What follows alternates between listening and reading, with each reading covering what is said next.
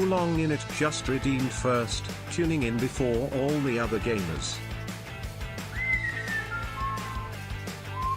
Oh, fuck. I can't believe you've done this. Okay, why did you name this chest mush cum? Like, that's truly the most upsetting thing you could have possibly named it. Like, what the fuck?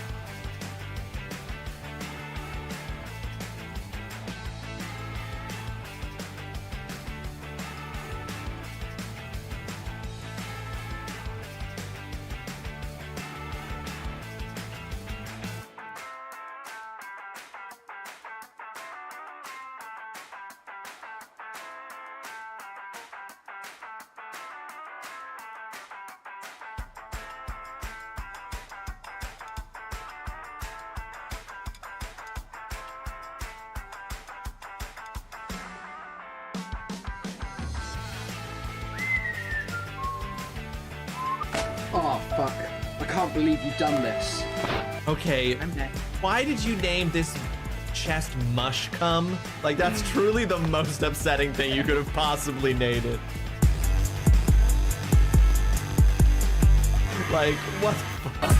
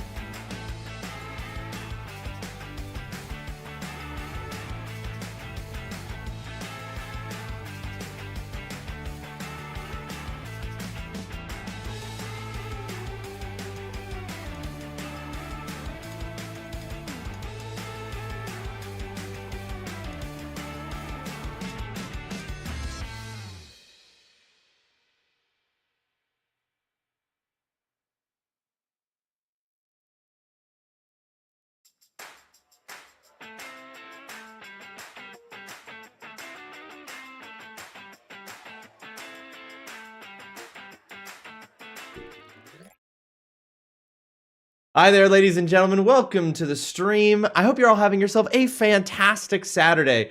Thank you so much for joining us for another episode of Mouthverse Carpet Crawlers. Oh, look, we got Link playing with us today. Oh, what a good boy. All right, ladies and gentlemen, we are going to jump right into things and pick up where we left off last time. Last time, our heroes were fresh out of combat. Dayanara, Hoot, Lil Guy, and Lin had just finished combat with some ants that had made their way up to the second floor of Grandma's house, which they ended up in combat with them as they were trying to hunt down Wyoming Lawn, one of the wanderers, one of the babies in Grandma's house daycare that travels around the house looking for trouble and making sure that the house is kept safe from threats to the babies that sometimes pass over the notice of the attendants and Grandma herself. Wyoming had tracked this squad of ants to the theater, to the movie room in the second floor, and you guys did combat against the ants. We had some huge moves from everyone in that. Dayanara dropping down in Everett's black tentacles, really fucking up the movement potential of a lot of the ants early on, which really threw off a lot of the strategy they had there. Lynn turned a bag of popcorn and the popcorn into a fucking killing machine, taking shit down. Little guy darting all over the place, shadow stepping left, right, bringing shit down on everybody. And Hoot showing us the power of his Duracell battery armored fists, charging him up and sending out lightning. And you also saw the magic of Wyoming's toy bow. And you collectively brought down the ants, but not without some questions that were raised, as the ants during the combat seemed to be affected by some strange force coming up from lower down in the house, which a couple of you even experienced yourself, seeing flashes of a skull and green fire. And one in particular, Lynn, in fact, had a unique moment where it said, "Oh, you're getting close." But after the combat, you spoke with Wyoming and learned what it is that you would come to learn, which was how did she get into Grandma's bedroom? Because, of course, your mission still remains to retrieve your precious items stolen from you by Rugsburn, a leader of a gang of babies. You learned from Wyoming that the way that she was able to get into Grandma's bedroom in the past was through a combination of two things. One, a key, one of which there's two copies, one in the basement of Grandma's house and one on Grandma's person herself, and the use of a potion of giant strength to have the strength to turn the doorknob and actually pull open the door physically, which is a much bigger feat than most babies are capable of. You were able to get into the movie theater, for example, because the door to it was ajar.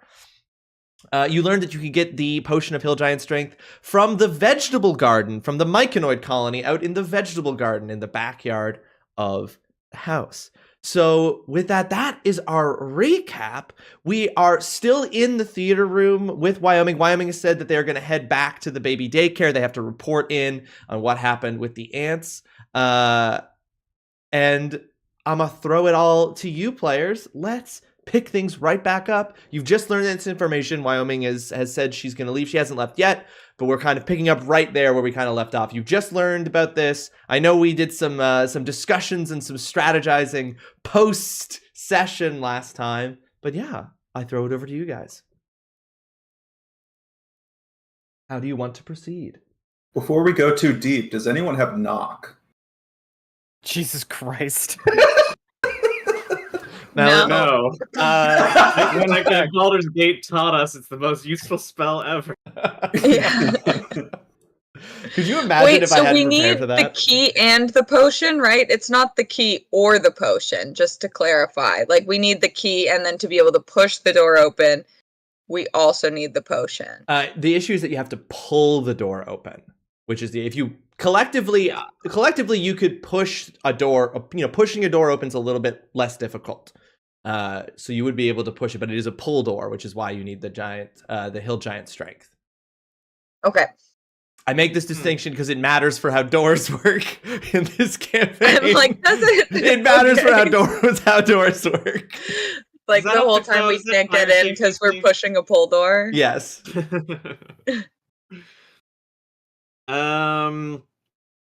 Okay, so I mean, here's what we said off stream that we would do next last time, which is go outside first, then head to the basement. Yeah. So After much guess. debate about whether or not we should full-on attack Grandma, well, not Just attack, wanting to but note just, like, that. steal a key from her, you know. Try to fool a god. potentially initiate a fight with I was fully Grandma. on Team Attack. I think I was the sole member of Team Attack. I think so, maybe. Yes. But there was much debate about it. As I reminded our players in that post-session discussion, the grandma is extremely large, extremely strong, extremely powerful. But just as in the world of D&D, in the Forgotten Realms, gods are not infallible. It's not that you couldn't potentially steal the key from her, or even that you couldn't potentially, do something to or with grandma. She's not your babies. She doesn't exactly have her guard up. But simply that in terms of raw strength, none of you, it's impossible for any of you to hit her AC effectively, is sort of what I was reminding our players. Okay, so question, since Holly has just said in the chat that Lynn has knock. Sure do. Does knock work? Does baby knock work on adult doors? Doors are still doors. So, I mean, I don't So, know. but that would mean we wouldn't have to go get a key. We would It's just true. need to get the potion. yeah. Well, we could always go get the potion and then go try knock. Yeah. We'll still need Or the we potion either way to open the door. It's still an adult door. Or we Yeah. could go get the key anyway because we want to go to the basement regardless. Yeah, that's true. And yeah, that thing was talking to us. That the emissary is probably something to do with the basement. It feels like. But okay, so let's start by going to the backyard and looking for this myconid colony, which I'm guessing is the gardeners, is what they're called. The in the cheat gardeners. You wouldn't call them myconoids yourself as in the baby world. In baby parlance, they're just the gardeners. But for the above the table information, mechanically they're myconoids. Yeah, you totally sheet. can. Too late. Too My late. baby knows they're myconids now. Oh no. Oh no, you're the above the table information has bled through the little guy. All right, absolutely. Apologies for the coughs, folks. Still, my lungs continue to be damaged from COVID. Okay. First things first, would you all be so kind as to hold on. No, that's okay. I can check this. Does anyone can everyone just tell me what your passive perceptions are? A million. Mine is 17. That was mine. So's mine. Mine's 18. Okay. Cool. Wow. All So right. perceptive. You're all so your perceptions are Perceptive so ass high. babies. Holy shit. Yeah, you guys My are wisdom-based party. damn. Okay, yeah. So you guys, so Wyoming is like, I would be happy to journey with you down the stairs, but I must return to the nursery to report back on what's happened here with these ants. If this ant squadron was able to get into the house, then we have to locate the entrance that they used, and figure out how we can stop them from making their way back into the house again. But I will accompany you down the stairs, and you're able to, if you wish, to simply head back to the staircase that you took to get up to the second floor, head back down to the first floor. If we're looking at the map that, unfortunately, chat, you won't be able to see the map, but if we're looking at the map that you should all have access to, but even if you don't have it up, that's okay. If you make your way down to the first floor, you can see that to get into the kitchen, you must go through the dining room, and then into the kitchen. And in the kitchen is a back door that opens onto Grandma's backyard. So that's sort of your destination. We can sort of move forward to the dining room unless there's anything you want, unless there's anything you would like to do as you're making your way down the stairs back to the foyer. Is it a push door? These doors are these are like those kind of archway doors that you get in houses on like the first floor where there's no door. It's just a doorway. What about to outside? You would not know, Hoot. Okay, fair. Because this is your first time at Grandma's house. But everyone else would know that the door to the outside is a sliding door. There's a glass partition, and then there's the like screen. It's currently like spring or late spring, early summer. So odds are good that the glass door, which would be much harder to open, will already be pulled open. You know what I mean? And it'll just be the screen door, which is much easier for babies to open. I hate going outside. The chirping birds just give me the creeps. And that door you're referring to, Ross, that's the back door, like at the kitchen? Yes. You're talking about? Yeah. Okay. So Okay. you make your way back down the stairs. Once again, we get the like Lord of the Rings, like sweeping landscape shots of like the mountains and ridges of New Zealand, except it's the exact same camera work, but it's just the staircase, and the same music,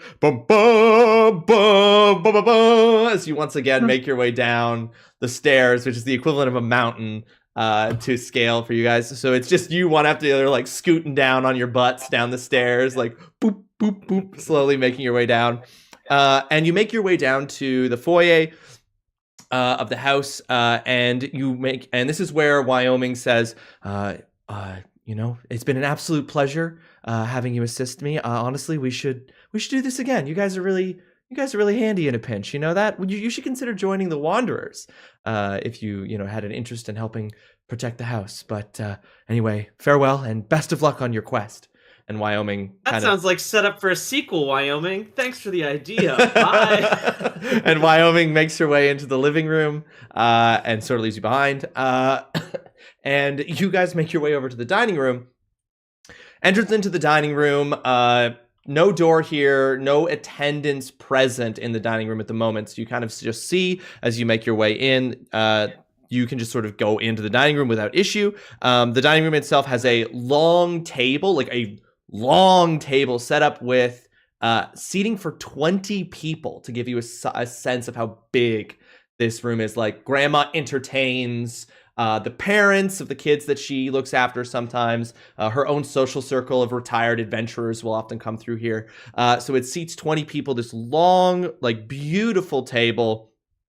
There's a chandelier hanging down from the ceiling that's lit up, and there's also like a china cabinet over on one wall with like a high glass front full of all kinds of china. There's 2 windows facing out into the front yard, natural light streaming in from them. And then towards the back of the room, you can see the doorway into the kitchen. Would everyone be so kind as to give me a perception check at this point?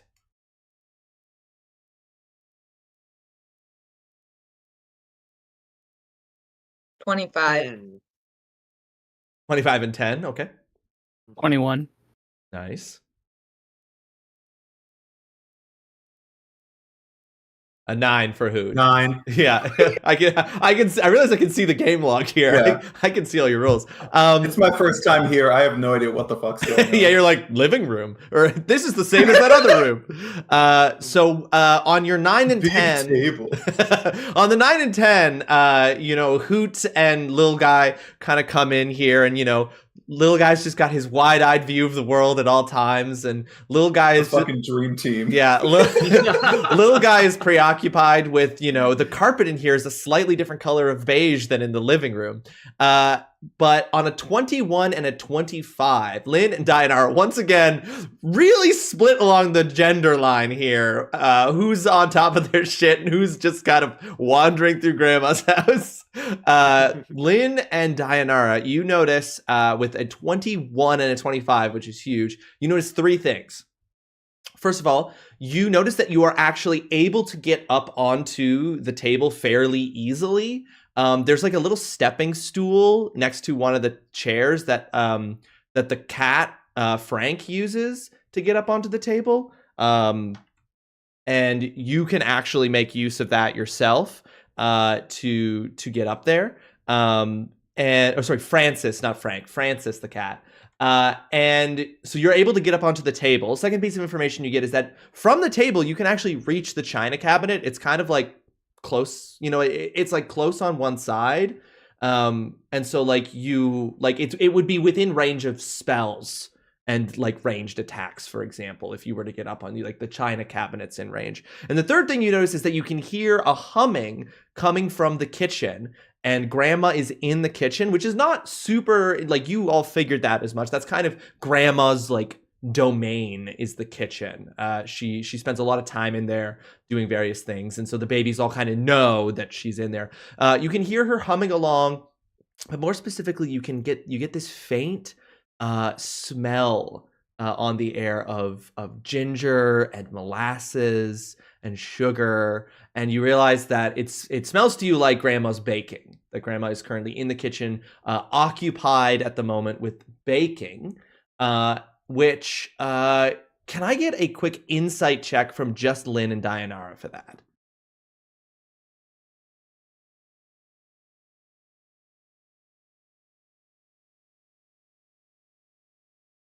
That's a 4, brother. 18. Okay. On a 4, Lynn is too kind of smelling that, and just like Holly in the chat, literally just like gingerbread. Fucking gingerbread cookies, bro. Smelling the gingerbread cookies on the air. But with an 18, Dianara, just from your own kind of antics in the past and the rumor mill of the nursery and whatnot, that when Grandma starts baking, she gets into a zone. And she can be knocked out of this zone. She can be knocked out of this focus. It's definitely possible. But she gets into a zone when she's baking that makes it you have a much easier time basically stealthing around Grandma while she's baking because she's so focused on the task. So normally the DC for sneaking past Grandma, since she's a high level retired adventurer, above the table terms, she's like a level 20 retired adventurer. Normally stealth checking past her is extremely difficult with her extremely high passive perception, but she actually suffers a negative to her passive perception while she is baking. So you have a higher chance of success getting past her with stealth while she's baking. So that's something that Dianara, from that. But yeah, you guys are not in the kitchen at the moment. You're sort of at the entrance to the living room. Lynn, Dianara, you sort of take stock of all that. How would you all like to proceed? I have questions. Yes. So do we have to sneak past her to get outside, or are you telling us that information just in case we decide to sneak past her for some reason, to get the key? Will she care if we go outside? The attendants don't want you to go outside, but babies do. all the time. Like you have a relationship with the groups that live in the backyard. I don't know if you guys. So we have to be like somewhat stealthy because it's like not entirely above board to just go outside unsupervised. Exactly. So what I'm saying is that normally if the attendants were like, on point, you would be looking at potentially like a DC 30 or even 35 stealth check to get past Grandma and get outside. Okay. But because she's focused on cooking, that DC is dramatically lowered. Also, because you specifically asked it, also does apply to if you wanted to try to get the keys off of her. But that would be stealth and sleight of hand. What's in the china cabinet? You mentioned this china cabinet that we see that we can get to using Francus's methods. Francus's. Yeah. So... What you're seeing in the china cabinet from sort of down on the floor is it's just got really expensive like plates and glassware. Basically what you're seeing is that it's possible for you to get into a position to potentially like to get at the part of the china cabinet that's like visual and where all kinds of potentially loud things are. Like the china itself, like if you did something to the china cabinet effectively, like as a distraction, perhaps.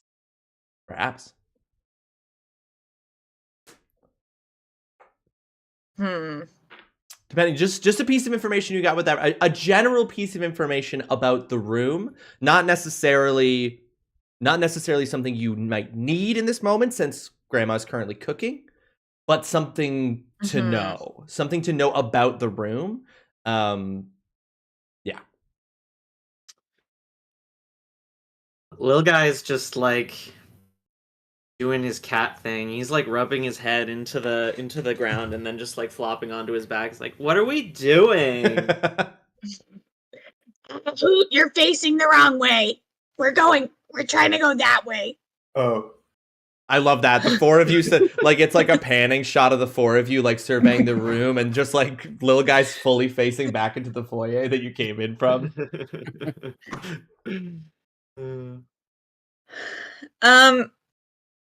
Well, I smell Grandma baking, so let's just get outside as fast and quickly as we can. Are there any narcs around? We're all here for the same thing. Why would we narc on each other? No, not you! Not you! Around! Oh, around. I gotcha. And I look around. Are there any like monitors or like goody two shoes assholes around? Do we need to do another perception check for that? Oh yeah, no, yeah. Give me perception checks again. This is a fresh perception check, all of you. Wow.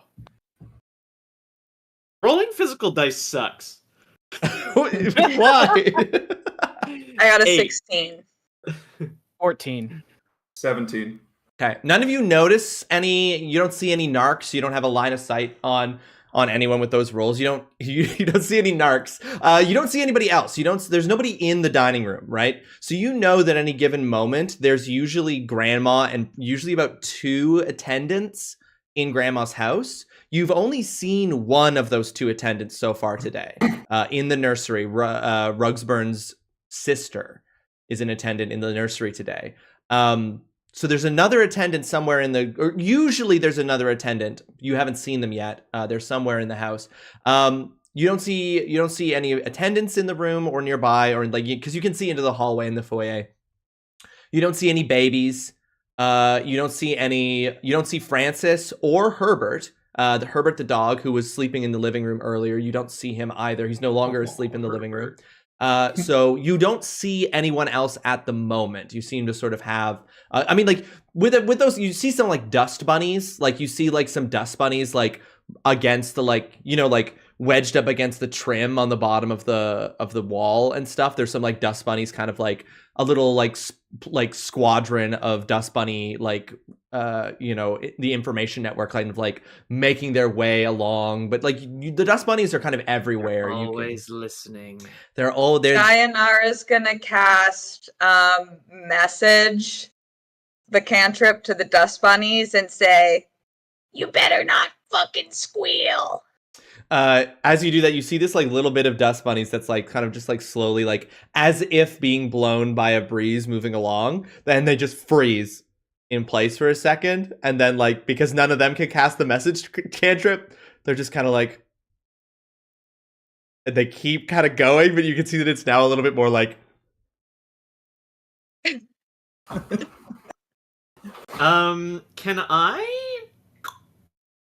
I just because you know me.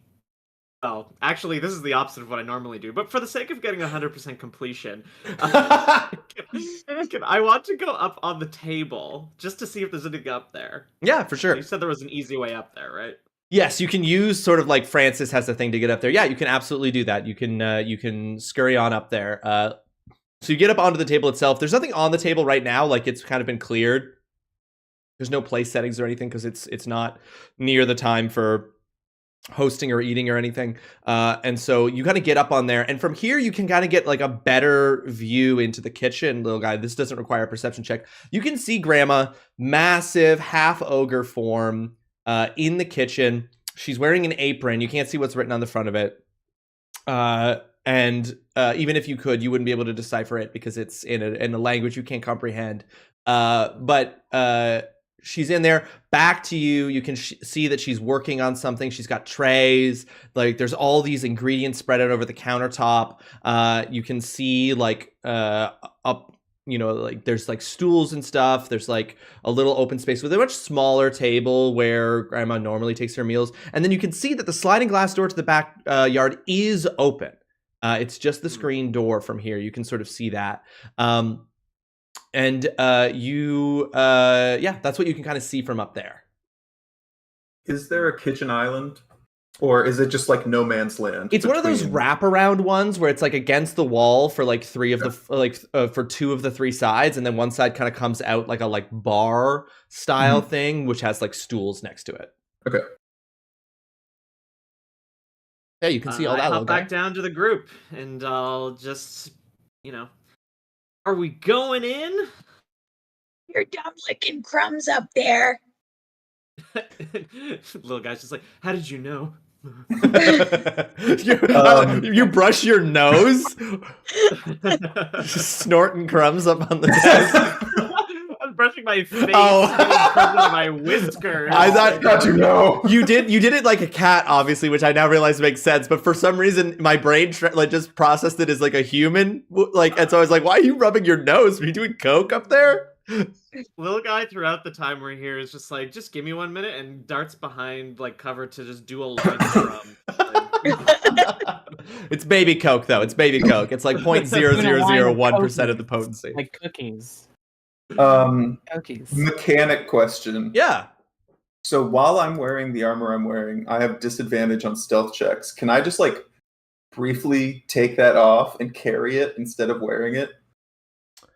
Because is this your artificer armor? Doesn't it like? So my regular scale mail. Oh, your regular scale mail. So I'm just gonna get naked for a second. I'm gonna say that taking it off and carrying it still has the potential to make like clanky noise. So you would maintain that disadvantage even with it off. So I don't have Baldur's Gate inventory. No, you don't have magic pockets. But you could take it off. Why don't you leave it with the draft? You could take it off and leave it. Yeah. No, don't do that. Yeah. That makes me worried though, in case we get into combat and I can't then do anything with my armor. If we're gonna stealth through, I'm gonna cast Pass Without a Trace on us. So I'll give you a plus 10. Okay, and I already have plus 7, so even with disadvantage, I should be fine. So you're rolling a minimum of 17. So yeah. Cool. Okay. Cool. Is that what we're doing? You guys are gonna try to stealth to the door? Yeah. Okay. So I will cast Pass Without a Trace. Little guy is just like, let's go, and sort of like does the cat thing where it's like sort of as like little guy gets down, it's almost like the shadows like deepen like around the group like type of thing. Ooh. So yes, so this plus is 10. good. And then she puts her hood up more.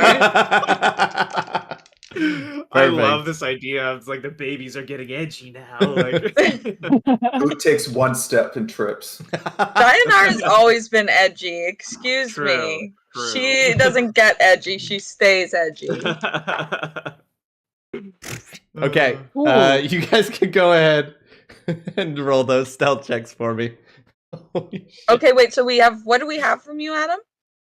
Plus Plus 10. 10 on your stealth check, in addition to your other modifiers. So I got 24. Nice. Advantage on stealth. If I have disadvantage, do I double roll? Is that how it works? I assume. Yeah. Yeah, you roll And then twice take and the take Does the it low. auto? Well, I didn't know if D&D Beyond auto. Did If too. it has a D, like there should be it'll Yeah. show you if the disadvantage is automatically being done. There'll be like a Okay. little symbol next to your stat. Because I just rolled a nat 20, I feel like I don't have disadvantage if I was given that. Yeah, unless you rolled 2 nat 20s. So I'll just roll it a second That time. seems, I'm just gonna say, seems unlikely. I got a Um, 29 with the plus 10. 31 for me. I got a 22. And you got a 22. Okay. So did anyone get below a 20? No. No. Okay. Well, this is a group stealth check, so we would have taken the top 2 anyway. So you're able to, with these shadows that have descended and Dianara's hood up and little guy down and moving along, you guys make your way into the kitchen. Once you enter the kitchen yourself, you start to get a broader view of things. You see that Herbert is actually here in the kitchen as well. He was just around the corner and you couldn't see from up on the table, Adam. But his back is to you and he's like eating out of his bowl. And he's just going, Oh, yes, this is quite good, yes. Grandma, always absolutely nailing this. and just like going to town on a bowl of food there. You're able to sneak past it. Whole time Grandma's humming this tune, this like lovely tune. Can I get actually a wisdom saving throw from everyone who does not have immunity to sleep effects? Oh, do I have immunity? I don't think so. So for example, anyone who's an elf would have immunity to sleep effects. So for example, Dianara, you don't have to make this roll. Oh, okay, cool. I don't see where it says that, but Well, it's just you're an elf, so you don't sleep. So I think that Okay. you should have It's under immunity. defenses. So, wisdom saving throw? Yes, a wisdom saving throw. Yes, exactly. Under your defenses, which is just below your hit points on D&D. oh yeah, I see that. Immunity to magical sleep, and I have resistance to necrotic damage. Yeah, so you're immune to magical sleep, which this is a magical sleep effect, so you are immune to it. But if anyone else doesn't have that, you make this roll. Got a 14. 21. Okay? 16. 16? So nobody got below a 10. No. Okay. This is Thank not a nap time condition. She is humming the lullaby that she'll often sing to babies sometimes to help you guys fall asleep when it's nap time in the nursery. But all of you got above a 10, so none of you suffer the effect of the magical sleep that this little tune can produce. So you all keep crawling, and you make it to completely undetected. You make it to the sliding screen door to get out of the backyard. Adam, As we go by, do I see the key on her? give me a perception check. Come on, baby. Horrible. That's a 10. On a 10, you don't see it.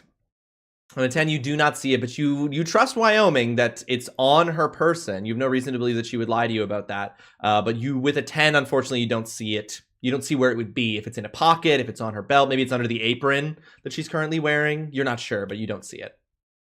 How Must many not have baby How many baby pounds theoretically would the key weigh? How many baby pounds? Yeah. It would be the equivalent of carrying like a great sword. So is that Or You maybe would love it. no, great sword's too big. Maybe it's more the equivalent of carrying like a short sword. okay? Can I make a perception check then? I will permit. Yeah, I'll absolutely permit you to make a perception check as well. 17. On a 17, you think you can see that the key is underneath the apron. that it's like on her, that she's got like one of those like dad key things that has like a string that attaches, you know, it's like and it comes out and she can like look through it. So she's got one of those, and you can actually see that there's you can sort of make out that it's multiple keys on that. It's not just one key. And so she's kind of got that. So it's secured to her belt, kind of underneath the apron, but still visible, still like you can still make it out. But it's a key of several rings. Or sorry, a ring of several keys. Yes, but you do see that is on her. The jackpot. I mean, I have locate object. I'm sure I could just locate where it is. Yeah, that would help you identify which one of those keys it is, for sure. But I don't approve of this plan, and therefore... My character doesn't even know it's there, so... Is there a way, will you allow me to use Mage Hand to, like, after we go outside, grab the keys and pull them down so that we could try to figure it out? Oh my god. Okay, well, give me a second. But yeah, we should definitely go outside first. Yeah, exactly. Like, be hiding first. outside, but I'm controlling a Mage Hand. Just give me a second while I just quickly scan over Mage Hand. Just imagine she It says feels it can- the it dog can at the s- keys and then turns and looks at the screen door, and there's just 4 babies standing there like... Yeah. Yeah, it says I can retrieve an item from an open container. I don't know if this is considered an open container, and it's up to 10 pounds. The hand vanishes if it is ever more than 30 feet away Right. from you. So So I that's don't know going how to far she be is from the door. that's going to be the issue. Okay. Here, let me look at Let me look at my baby scale map. Just Because so, it's baby feet. because it's 30 Her baby waist feet. Yeah. might be higher than 30 feet. You know what I mean? Like a Yeah. baby. Oh, that's true. Yeah. Yeah, that's precisely what I'm checking. How many baby feet tall is Grandma? What an absurd thing we have to say. I know, right? Yeah, I gotta get. Hang on, give me 1 second just to get Mama's exact height, so that I can convert it.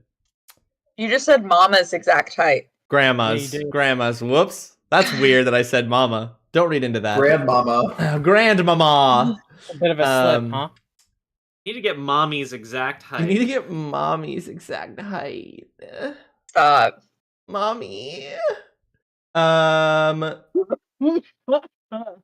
This is a what is it? Veils and line. Veils and lines. This is a line. This is a line. You can't say shit like that when I'm trying to drink water, okay? Okay. God damn it. Feet 2 inches. Because There's she's 12 inches in a foot. she's only Fucking okay. God. So hold on. So okay. So Grandma is only a half ogre, so she's 10 feet tall at adult scale, which is 120 inches, which means that she is 60 feet. Yeah. she is 5'10". She's 20 feet tall. You said 10. Right, but at baby scale. In baby feet, she's 20 feet In tall. baby feet, she's 20 feet tall. She's 20 baby From feet our tall. perspective in this game, she's 20 feet She was tall. 20 feet Yes. tall. So her waist, so the keys will be like 10 feet up. The keys are 10 feet up. The issue is going to be that in order for you to get close enough to be Yeah. within 30 feet of the mage hand to reach her, calculating for that 10 feet up, it's at an angle though, diagonals are fine. We can't be outside. You wouldn't be able to be outside. You would have Okay. to be inside of the kitchen counters, and you've got Herbert there eating his food. You don't know how long he's going to be doing that. If he turns around, you'll just be there, right? And he'll just be able to see you. So it's a question of whether or not Herbert's a narc. So you've got to do that. Herbert- You've got to get that within that Yeah. distance, which means that you're likely to be spotted by Herbert. Then you have to make a sleight of hand check to pull the keys down. And then you have to give me some explanation of how you're getting the key off the ring. and you have to know which key it is. Now, Dayanara, you did point out you have locate object. So just to give you the lay of the land here for what I'm not saying don't. So it sounds like you don't want me to do this. I want you to do whatever feels good for you. I'm just telling you mechanically what you would have to be doing to accomplish it. This is not worth it, so I'm gonna bail on this plan. Okay, yeah. I'm just like this is the mechanic. That's all. The dog is Herbert, right? Yes. Mm-hmm. So he's eating, and if any time he stops eating, he's just gonna look outside and see us, basically. Well, he would turn around and see you in the kitchen. He wouldn't necessarily turn around and he wouldn't necessarily turn around and see you outside. And also, Herbert knows that babies go outside. Can I just minor illusion him to have infinite food? Yeah, absolutely. That's a cantrip, right? Yeah, I think so. Let me double check. Okay. Yeah, it is because I also have it. So. Okay. It's a cantrip, yeah. Just I'll a minor illusion that his food is just there. So Herbert's just going to town again, and then minor illusion. Suddenly his bowl is full again, and he goes, "Oh, Grandma finally did it! Grandma finally did it! She got me the magical bowl of food refill that I've been requesting every Christmas for years. Sweet day, sweet day! Oh, and he goes to town on the minor illusion, which he immediately realizes is not real food. And then you just hear the dog whine of, "Oh, Why are you doing what this? a cruel trick on Herbert." Dayanara's like, okay, you make it to the door. You guys open the door. I'm going to say with those stealth checks, because nobody got below a 20. Did anyone get below a 22 that you remember? Not me. no, I got a 29. I got a 24. Okay. I got a 22. Okay, that's perfect. It would have still had to have been half of you below. You're able to get to it, and sliding the door open only increases the DC by a slight amount because it's making active noise that you can't apply your pass without trace to. But you're able to get the sliding screen door open enough that you can fit through all four of you one at a time. You all slip outside. Do you close the door behind you? Yeah. Yeah? Okay. Dayanara slides the door that's shut. the stealthy thing to do. Dayanara slides the door shut, and you all find yourself in the backyard of Grandma's house. So you're on a, right now where you guys are, because this is a huge space. The entire backyard is about the size of, is slightly bigger than any one floor of Grandma's house. So this is a huge space. Right now you're on a patio. Big, wide, white wooden, birchwood patio. It's got some furniture on it, some couches, those kind of ones where they have the pillows you take off and bring inside when it's raining and whatnot. There's also a barbecue here. You can see, hold on, let me just go. Yeah, you see there's a barbecue here, there's some chairs, there's a table, a little low table, some lamps for when it gets dark in the evening. And you can sort of see across the lawn, green grass that comes up to about your waist. It doesn't look like the grass has been cut in the backyard in a while. So it's about 2 feet almost of 2 to 3 feet of grass coming up to about your waists, out across the backyard. You can see the vegetable garden way off to your right. Tall stalks of tomato plants, and she's even got corn stalks. We're talking huge. She's got this little garden, and when you glance at it, you're you can put together most food from this. There's corn and potatoes, cucumbers, tomatoes, all kinds of sweet potatoes, all kinds of different food there being grown. Anything that's kind of grown in the ground sort of thing. Nothing no apple trees or anything. Straight ahead of you, you can see a massive lake-ish sized koi pond. And there's a little island at the center of that. And then far off to your to the right, sort of way up in the corner of the yard, you can see a big tree, huge tree that almost towers as high as the house does, with branches and leaves, vibrant green. And you can see life back here. There's like all kinds of life in this backyard. You can see like fish jumping in the koi pond. They would be similar to the fish inside in terms of like their communicative and sentience with babies. You can see the tree full of life, which of course you would know because the tree is a perpetual battleground between some of the factions back here that all call it home. You can see like in the distance in the yard, you can see like the grass kind of moving as smaller creatures that are beyond your eyesight are moving through it. And of course, you can see the like slight rustling in the vegetable garden as the myconoids are working there. But yeah, you are in the backyard, sun shining down, birds chirping, battle cries as they swoop into the tree. And there is a fence around the perimeter, just to be clear. There's a fence around the perimeter of the backyard that goes up about, in baby feet terms, it goes up about 15 feet. And then give me an Arcana check, anyone, if you want to. No. I respect it. I will. Is this what Final Fantasy VII Rebirth is going to feel like when I start it? Make a check. No. No, just the expanse. Oh of the yeah, outdoors. yeah. This is you coming out of the Shrine of Resurrection at the beginning of Breath of the Wild and seeing Hyrule. I got a 24. A 12 and a 24. I got a nat 1. Okay. Hoot, you come outside and you get one of your feet stuck in the slats of the patio and you face plant and into the ground right next to the little guy who is. Oh gosh, you okay? With a 12, Dainara, you don't detect this, but Lynn with a 24, the fence is magically is magically enchanted.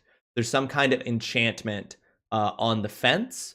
It's some sort of defensive enchantment, essentially. So it's something you would guess with a 24. You would say it's something that Grandma has probably either had cast on the fence or cast herself or applied with some kind of magical item that like prevents certain things from crossing over the fence or through the fence.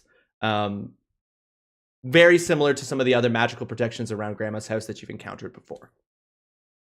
Okay, I turn to Hoot and I say, "Hey, Hoot, be careful around the fences, okay?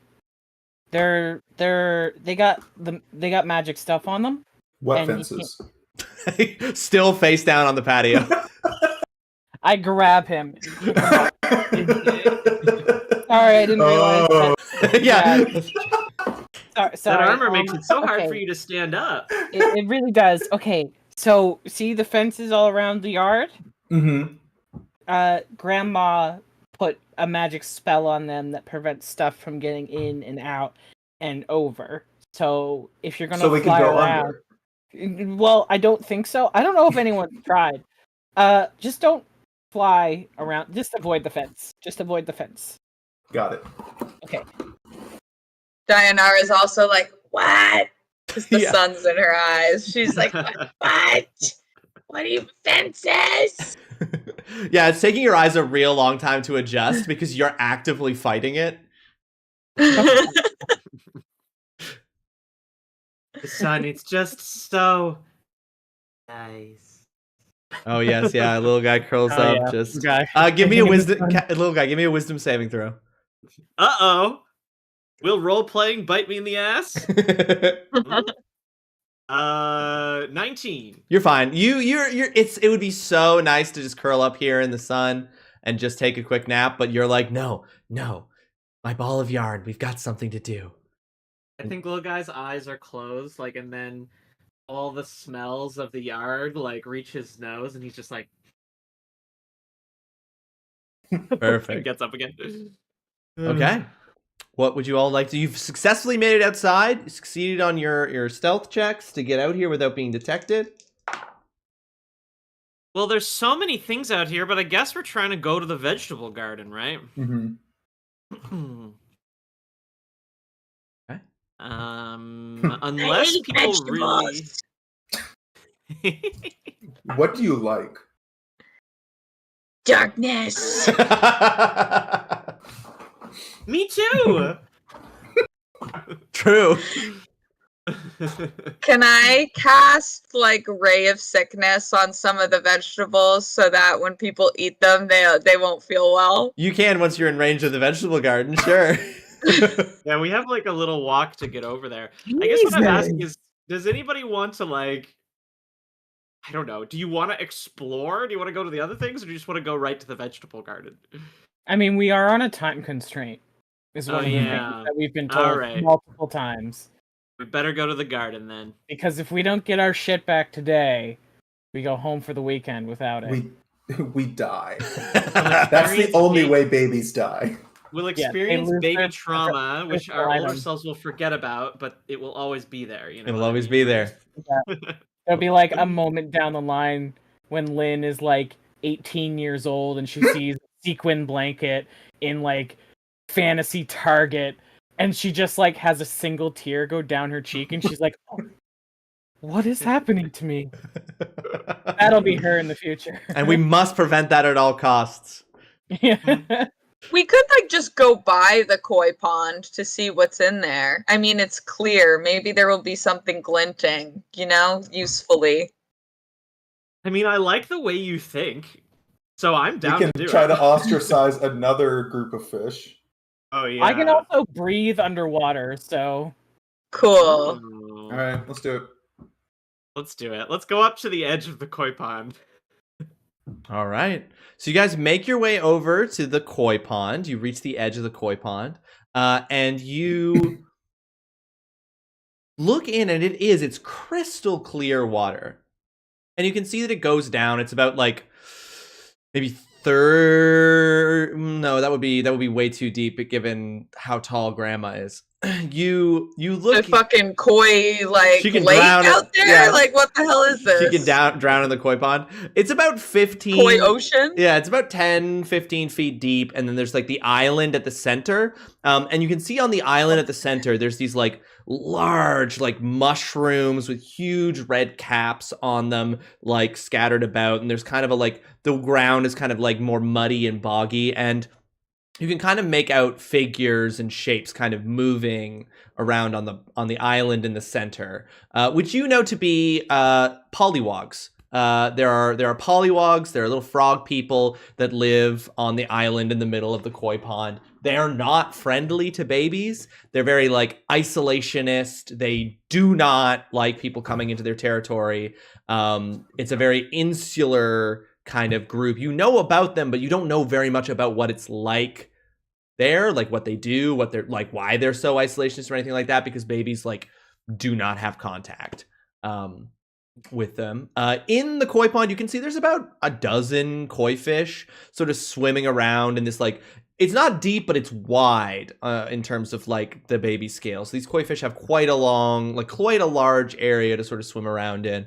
And as they're sort of doing it now, and you see a couple like come up near the surface about 20 feet off and like jump out and like nip mosquitoes out of the air and like dive back in and stuff. So you can all sort of give me an idea. Is there anything you would like to look for in particular here? I know They're like lily pads or like things to use as a boat to boat across to the little island in the middle. There are lily pads and like, you know, there's fallen leaves which wouldn't support your weight, but there are like lily pads and sort of things. And you imagine you could reach the island at the center of the koi pond, but you don't know what the reception would be. There any cool? Is there a freaking +5 raging, slashing, poisoning sort of doom over on that island? Give me a just raw wisdom check. Oh, we're going in raw, baby. 7.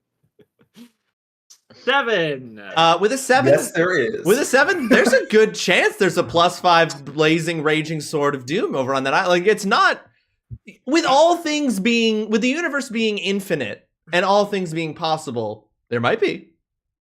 Why would you say it like that? That makes it so much more likely that little guy wants to go over there. What check did you just do, Adam? Just straight wisdom. Yeah. Can I do like a history check, maybe, to just, like, have we heard, like, do babies talk about the koi? Like, are the koi, like, do they leave you alone? Are the koi vicious? Like, what are the legends of these koi in this koi pond? Do they somehow talk to the fish in the tank? And therefore, are we fucked? Right, of course. Yeah, just give me a history check. Can I do the same thing with nature? Just to sort of see what the vibe is in the pond currently? Yeah, go for it. I said pollywog earlier, I meant bullywog. It's never been there. I only got a 16. I don't know if that's... I got a 12 for nature, so...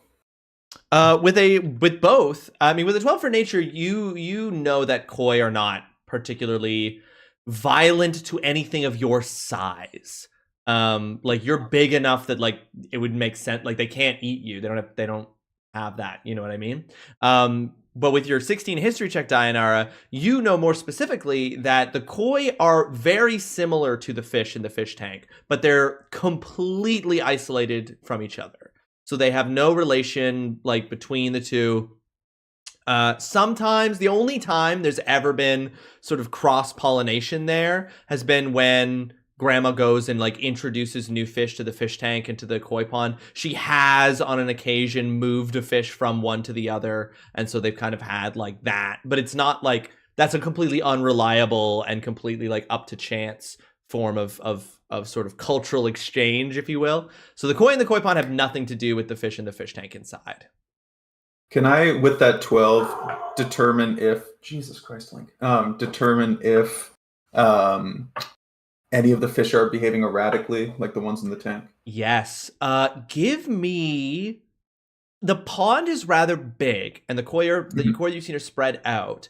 So I'm going to say to do this, if you want to do this properly, it's going to take a little bit of time, so it's going to be an investigation check. In terms of game... Wait, I have an idea, though. What if I could minor illusion some, like, fish food so they all come?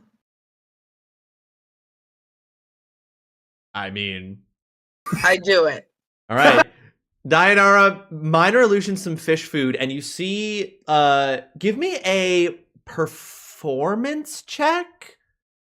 I'm going to say give me a performance check. There's no skill that quite gets what I'm trying to get you to roll for here. But yeah, give me a performance check. Hoot? No, sorry, you, Dayanara. Oh, Yeah. for my performance of fish food? Yes, for you. Yeah, performance You do a nice flourish. Performance isn't quite right. I would want, like, a fabrication skill to see, like, how detailed the illusion is. So I'm just substituting your performance. But add your proficiency. Well, it might just be in the spell. Hold on. It can create smell, so it can also smell No roll necessary, like fish then. food. No roll But necessary. if they interact with it physically, it's revealed to be an illusion. Just like with Herbert, yes. But I was more concerned about the smell. So you cast minor illusion. You create a big swath of fish food. What does it look like when you minor illusion in this fish food?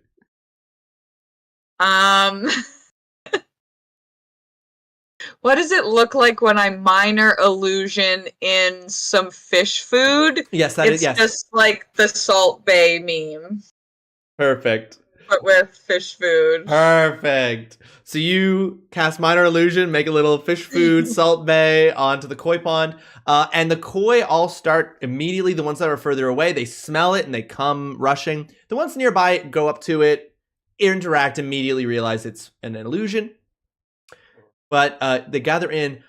Give me now no longer an investigation, but a perception check, Hoot. Can that count as, like, giving him the help action? I'll say absolutely that counts as giving the help action. Dope. Then I get to roll twice, right? Yes, sir. 21.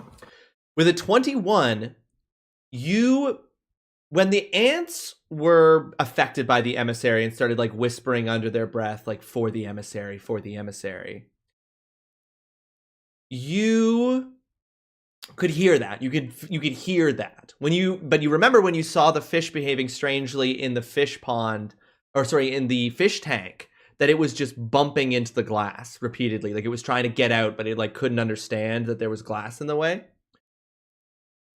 There are about a dozen koi in the pond.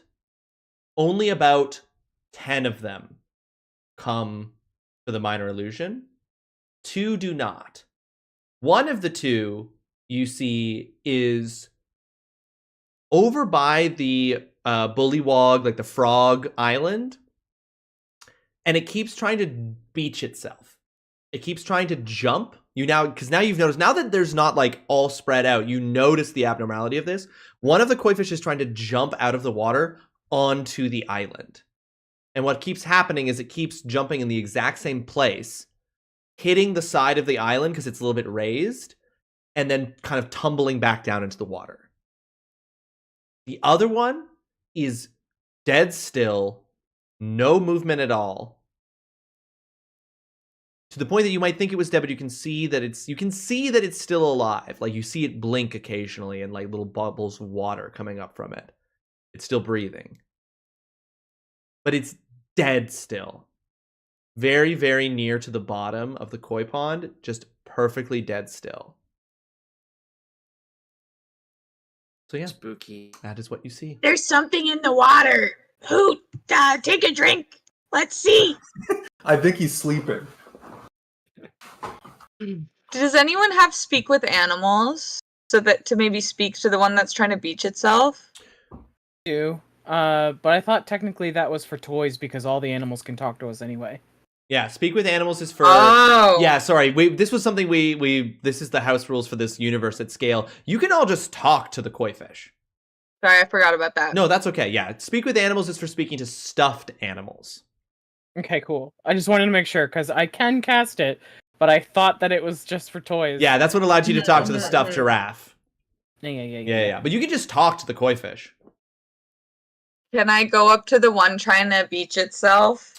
So he's in the center. He's far off in the distance in the center, trying to get up onto trying to that beach himself island. on the island. Yes, but the koi fish all came up to your minor illusion, so there are koi fish like right here in front of you. Hoot, try drinking the water. Can we do, Jasper? I'll do a persuasion check, and you try to resist. Yes. I love that. It's like, we're doing this. I don't even get an option. Nope.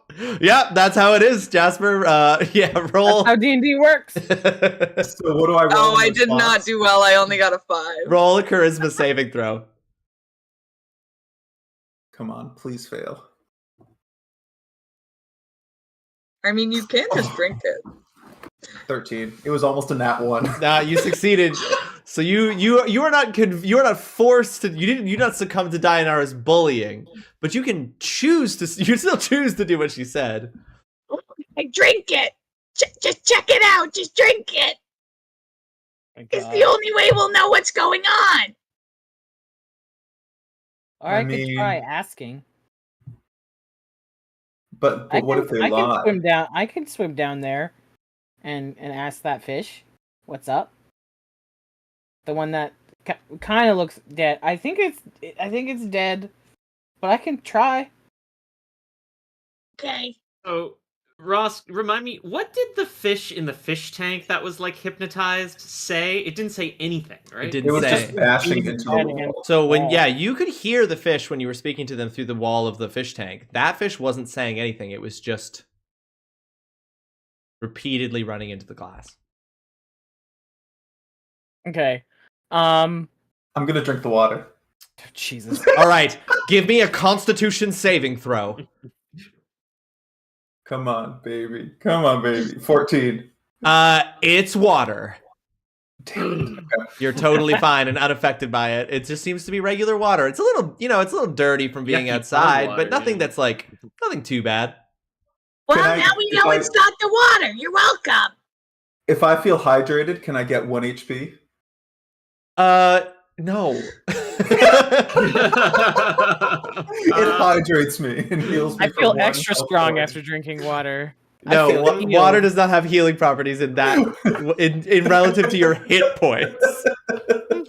I don't know, man. When I don't drink water for a long time because I It forget for whatever feels- reason, yeah. it definitely feels really good. Right, sure.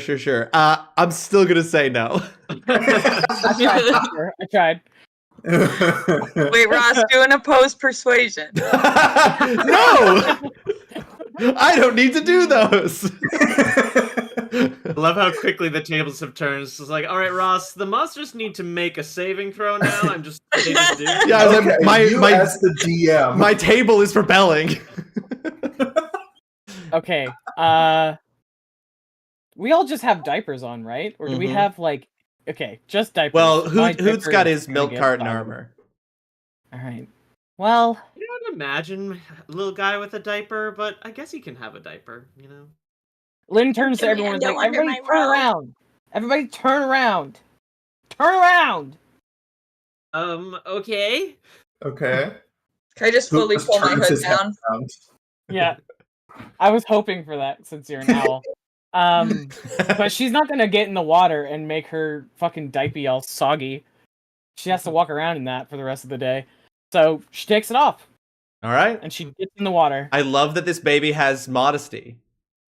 I feel like Can I that must be illusions part poop of in the the diaper? tempering. She's getting older. Yeah. All right, so you dive in. Okay. Yeah, I get in and just ignore the koi that are right there, probably like watching me now. So Yeah, all the something's koi that under are the there just water. go, oh hi, oh hi, hi, oh Are hi. they pissed at us Oh, for making the fake and, food? Is oh hi. No, they don't. They just keep saying hi to Lynn. Here's a question that I have. Yeah. Which I didn't think about until now. Uh-huh. Are water genasi able to speak underwater? Oh shit, you're a water genasi. Yes, I am. I 'cause was can breathe in absolutely water. gonna fucking hit you with the fact. I was gonna be like, how do you talk underwater? And then I was I'm a like, water genasi, and I that's forgot all. that you're a water genasi. Bitch! Oh yeah, you can talk underwater. Okay.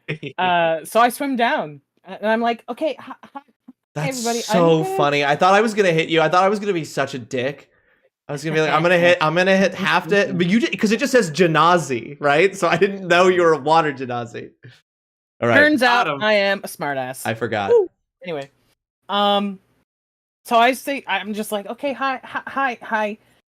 I'm gonna go talk to your friend real quick, and she just swims away and goes down. Yeah. And gets to that fish that's down near the bottom. No issue here. You can swim down to where the fish that's you're swimming to the one that's just motionless, right? Yes. Okay, yeah. You swim down to it. You reach it with no problem, and it doesn't react. Like its eyes are open, and it's just slowly it'll blink every so often, but it's just sort of Fish don't blink. it's blinking for the purposes of the Blink. fact that I did not know that.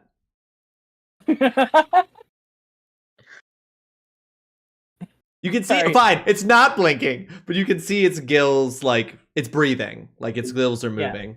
So Okay. it's a cartoon Hello? koi fish. It's blinking. Hello? Excuse me, Mr. Koi Fish? Yeah. Excuse me. Don't laugh at my open mouth. It doesn't respond to you at all. I'm gonna touch it. Okay. Give me a wisdom saving throw. Oh no, this is bad. I feel like that's got to be the most iconic D&D quote of all time. Right? I touch it, make a wisdom saving throw. 18. 18. You Just touch note, I have a -1 to wisdom saving throw. Oh, 19 on the die. So you reach out and you touch the koi fish, and as soon as you do, it does that thing that fish do where it just like suddenly moves and it like lurches towards you and like facing towards you. Flash, fire, green, skull, burning, a voice whispers in your ear. Oh yes, you're quite close, aren't you? You're back, and the fish is once again motionless, drifting. All right. Lynn's like, well, that was okay. Bye. And she turns and starts swimming to the one that's trying to beach itself. Okay. Yeah. So you get over there, you reach the one that's trying to beach itself, you see it kind of like jump out, hit it, tumble back into the water, swim around, adjust itself, make another go of it. I ask it what it's doing. Just like, hey, can you just pause a moment in the jumping? It does Sir, not fish, sir? It does not respond to you. And it does not change its behavior. I'm going to cast Shape Water and lift the fish up out and bring it over to everybody else. Ooh, okay. So I cast it. So yeah, I cast it. You sculpt the water, get it into a little orb, swim back to shore with it. Swim back with it, yeah. Are you keeping it in the like sort of sphere of water above the ground? What do you do once you get back to shore with everyone? I'm like, there's something like really wrong with that fish down there. Oh, hang on.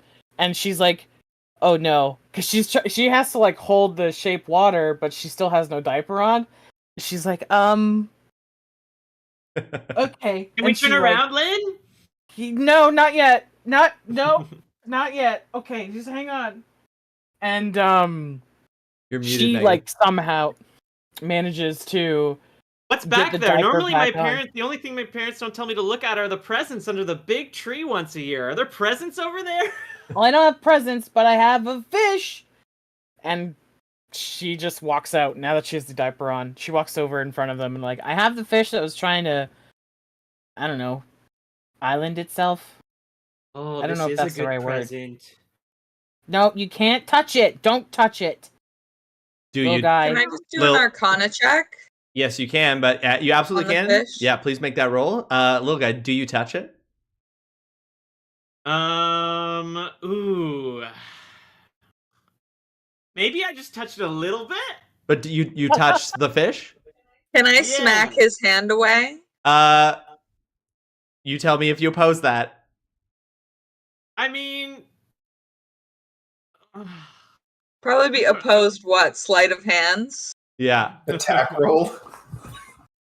Depends on how hard Dianara's trying to stop little guy from touching the koi I fish. literally only want to do this because of the way Ross asked me that.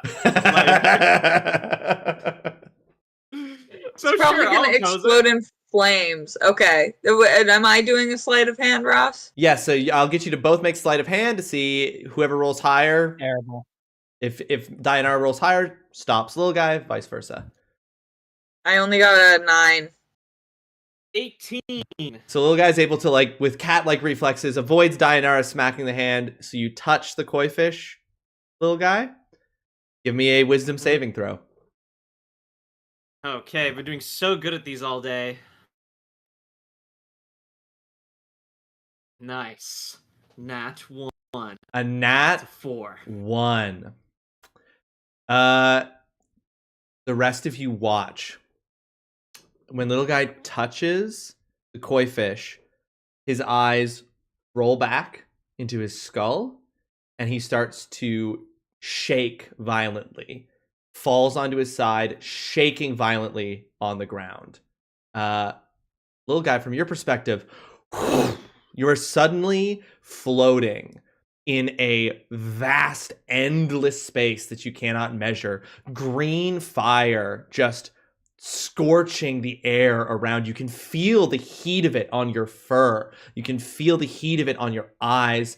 You can feel smoke sinking into your mouth, into your lungs, and a giant, massive, dirt-stained skull turns with pinpricks of white light in the holes where the eyes would be in the skull, turns to you and examines you and goes, "Oh, interesting. So little going on in here. Ah, I see you. You like the shadows, do you, little one? Oh, you're not as close as the other one, but you might be useful." And out of the eyes, this like thick red smoke starts wafting towards you, and it comes towards you, and you can't move. You're like suspended, motionless in this space with the heat and the smoke goes into your mouth, down into your lungs. Outside, what are you all doing as this is happening, as little guy's fallen and started shaking on the ground? Hoot is still turned around. Jesus Christ. Cool. Even though we made our way over. Megan, you wanted to do an Arcana check, did you want to roll that, and we can say you get that piece of information like as this happens? Yes. Based on what you roll? 22. On a 22 Arcana check, you can tell that this koi fish is under the effect of a very powerful telepathic charm spell. So it's being controlled. But with a 22, so DC 15, it's under the effect of a telepathic charm spell. So it's a continuously re-upped charm effect that sort of, and it's telepathically, like the person is telepathically giving orders to this koi fish that's been charmed. On a 22, you know that it's not a like continuous focus kind of thing. It's not like, this charm effect is not, I have to be thinking about this koi fish at all times. It's more of a spell where whatever the source of it is re-upping the effect every so often. And when it re-ups the effect, it sends out new orders that, unless the effect is broken by some means, are continuously performed until new orders are given. Can I tell what's happening to little guy? Like, I'm going to say with the 22, as you see little guy fall and collapse, you realize that physical touch is kind of like opening a door to that telepathic connection. And what's happening right now is that little guy is being overwhelmed by whatever telepathic presence is reaching out through the koi fish, like through that physical contact. It's like, oh, like it's stuck to you now. You're on the thread. It's in physical contact. So you know that what's happening is like whatever's happening to the little guy is like a result of a telepathic connection that's been formed. can I tell how to stop it or like roll for that? On a 22, I'm going to say with an Arcana check, you cannot tell with a 22 how to stop it. Is little guy still touching the fish? No.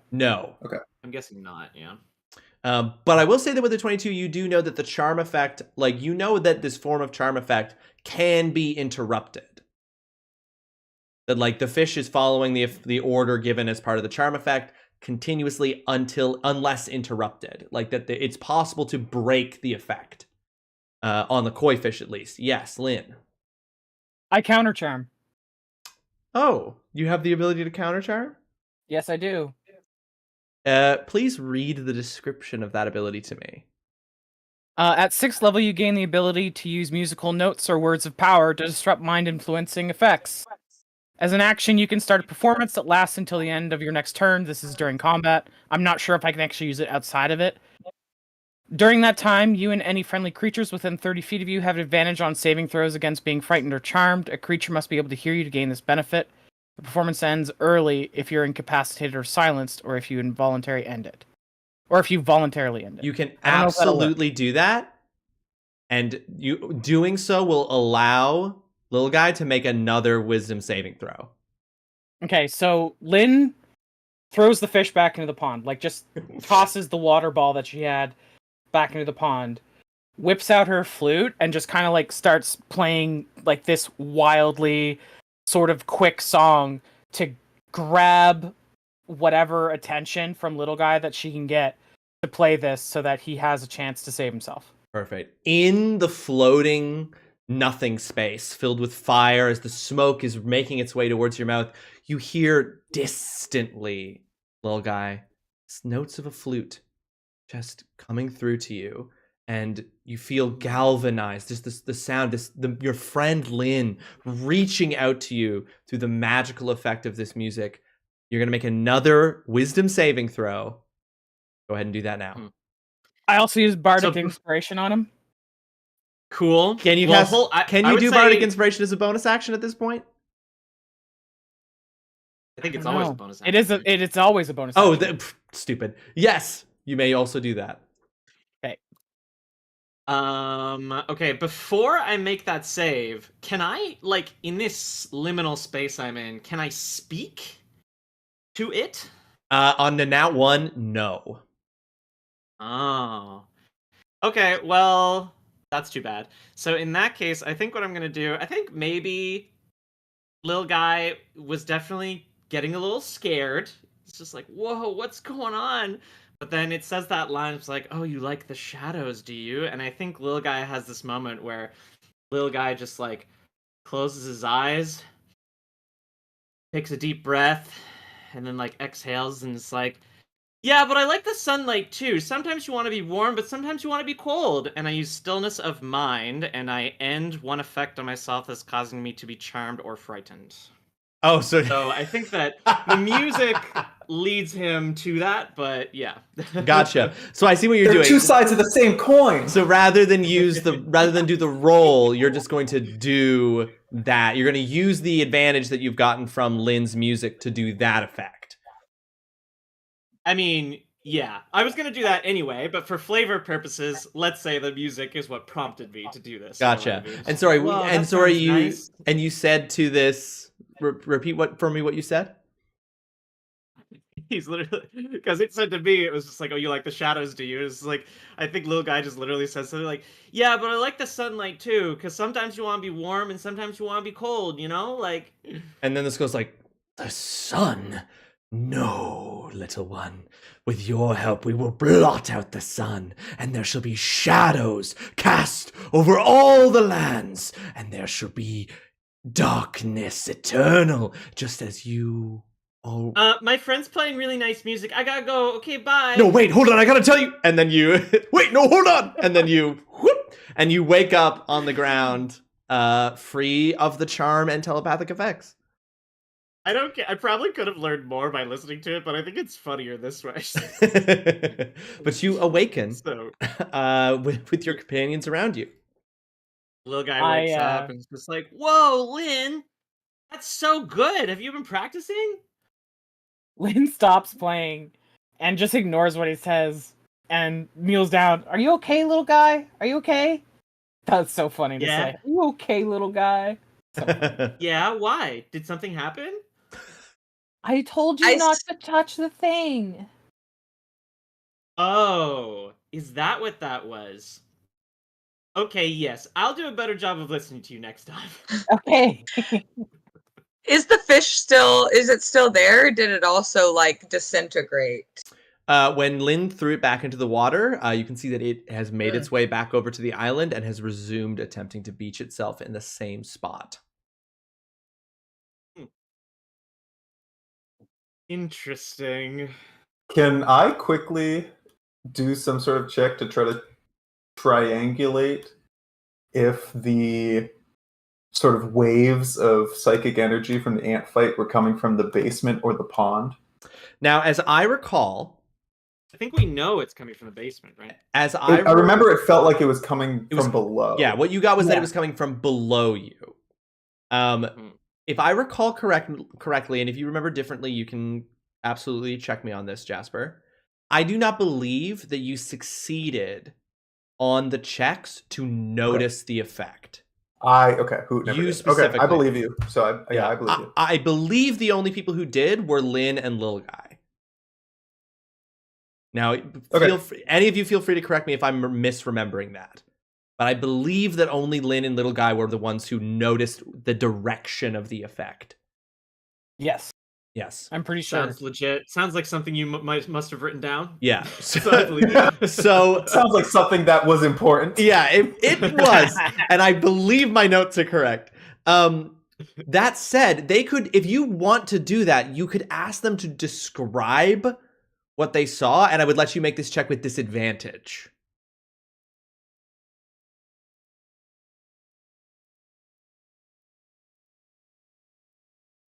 I think Hoot is not at that place with these people yet. Okay. That's fair. Yeah, I think Little Guy just like does a little like cat nuzzle to Lynn for like helping him out, you know? It's just like, thanks for playing your music. I always love it. You're welcome, Little Guy. I'm glad you're okay. Yay. So can we sail across on the lily pads? Yeah, you believe that it would be possible. Here's what I'm going to ask. If you want one of us to go across, I can easily get across the water. You know what I mean? But I guess what I'm asking is, and I don't want to frame it this way, because I want to explore every part of this house if I was able to. but we have been playing for an hour and a half. Should we go to the vegetable garden? I'm also Probably would not worried be a bad idea. that this group is very isolationist, and I don't want us going to the island to be like a declaration of war. Yeah. And like, that's not saying we have to do that. I'm just Mhm. raising that as like a thing. You know what I mean? So. Wait, why would going to the island be a declaration of war? Because they don't like outsiders. Yeah. The fish? No, the No, bullywugs on the bullywugs. The island. frogs, the frog people that live on the island, you know, to be isolationist. They don't like people from the outside. Oh, okay. I somehow missed that. Yeah, there's a lot of stuff I was describing. I completely So And they maybe even I didn't make that clear. ostracize their own people for external fraternization. Yes. So just because Adam made use of the cheat sheet I gave all of you for that, you would all know, except for Hoot, that there is actually a frog that roams around the backyard and like does deals, and so he's like a mercenary for hire. Like sometimes the Wanderers will contract him to do stuff, and he's a frog that has been exiled from the island in the middle of the koi pond by the rest of the frogs because he interacted with babies, because he like would meet with babies and do stuff with them, and then the other frogs found out and they ostracized him. They kicked him off, and he's not allowed back. Where is he?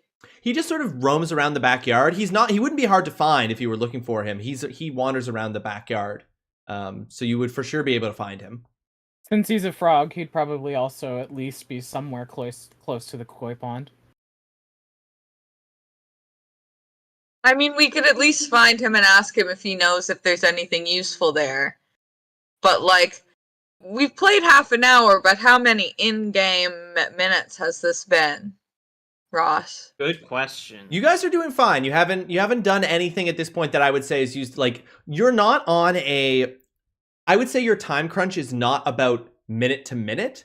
It's about long-term time constraint, right? So like exploring the backyard the way that you've done, where you've gone to the koi pond, seeking out the frog mercenary, these are not going to be huge uses of your time.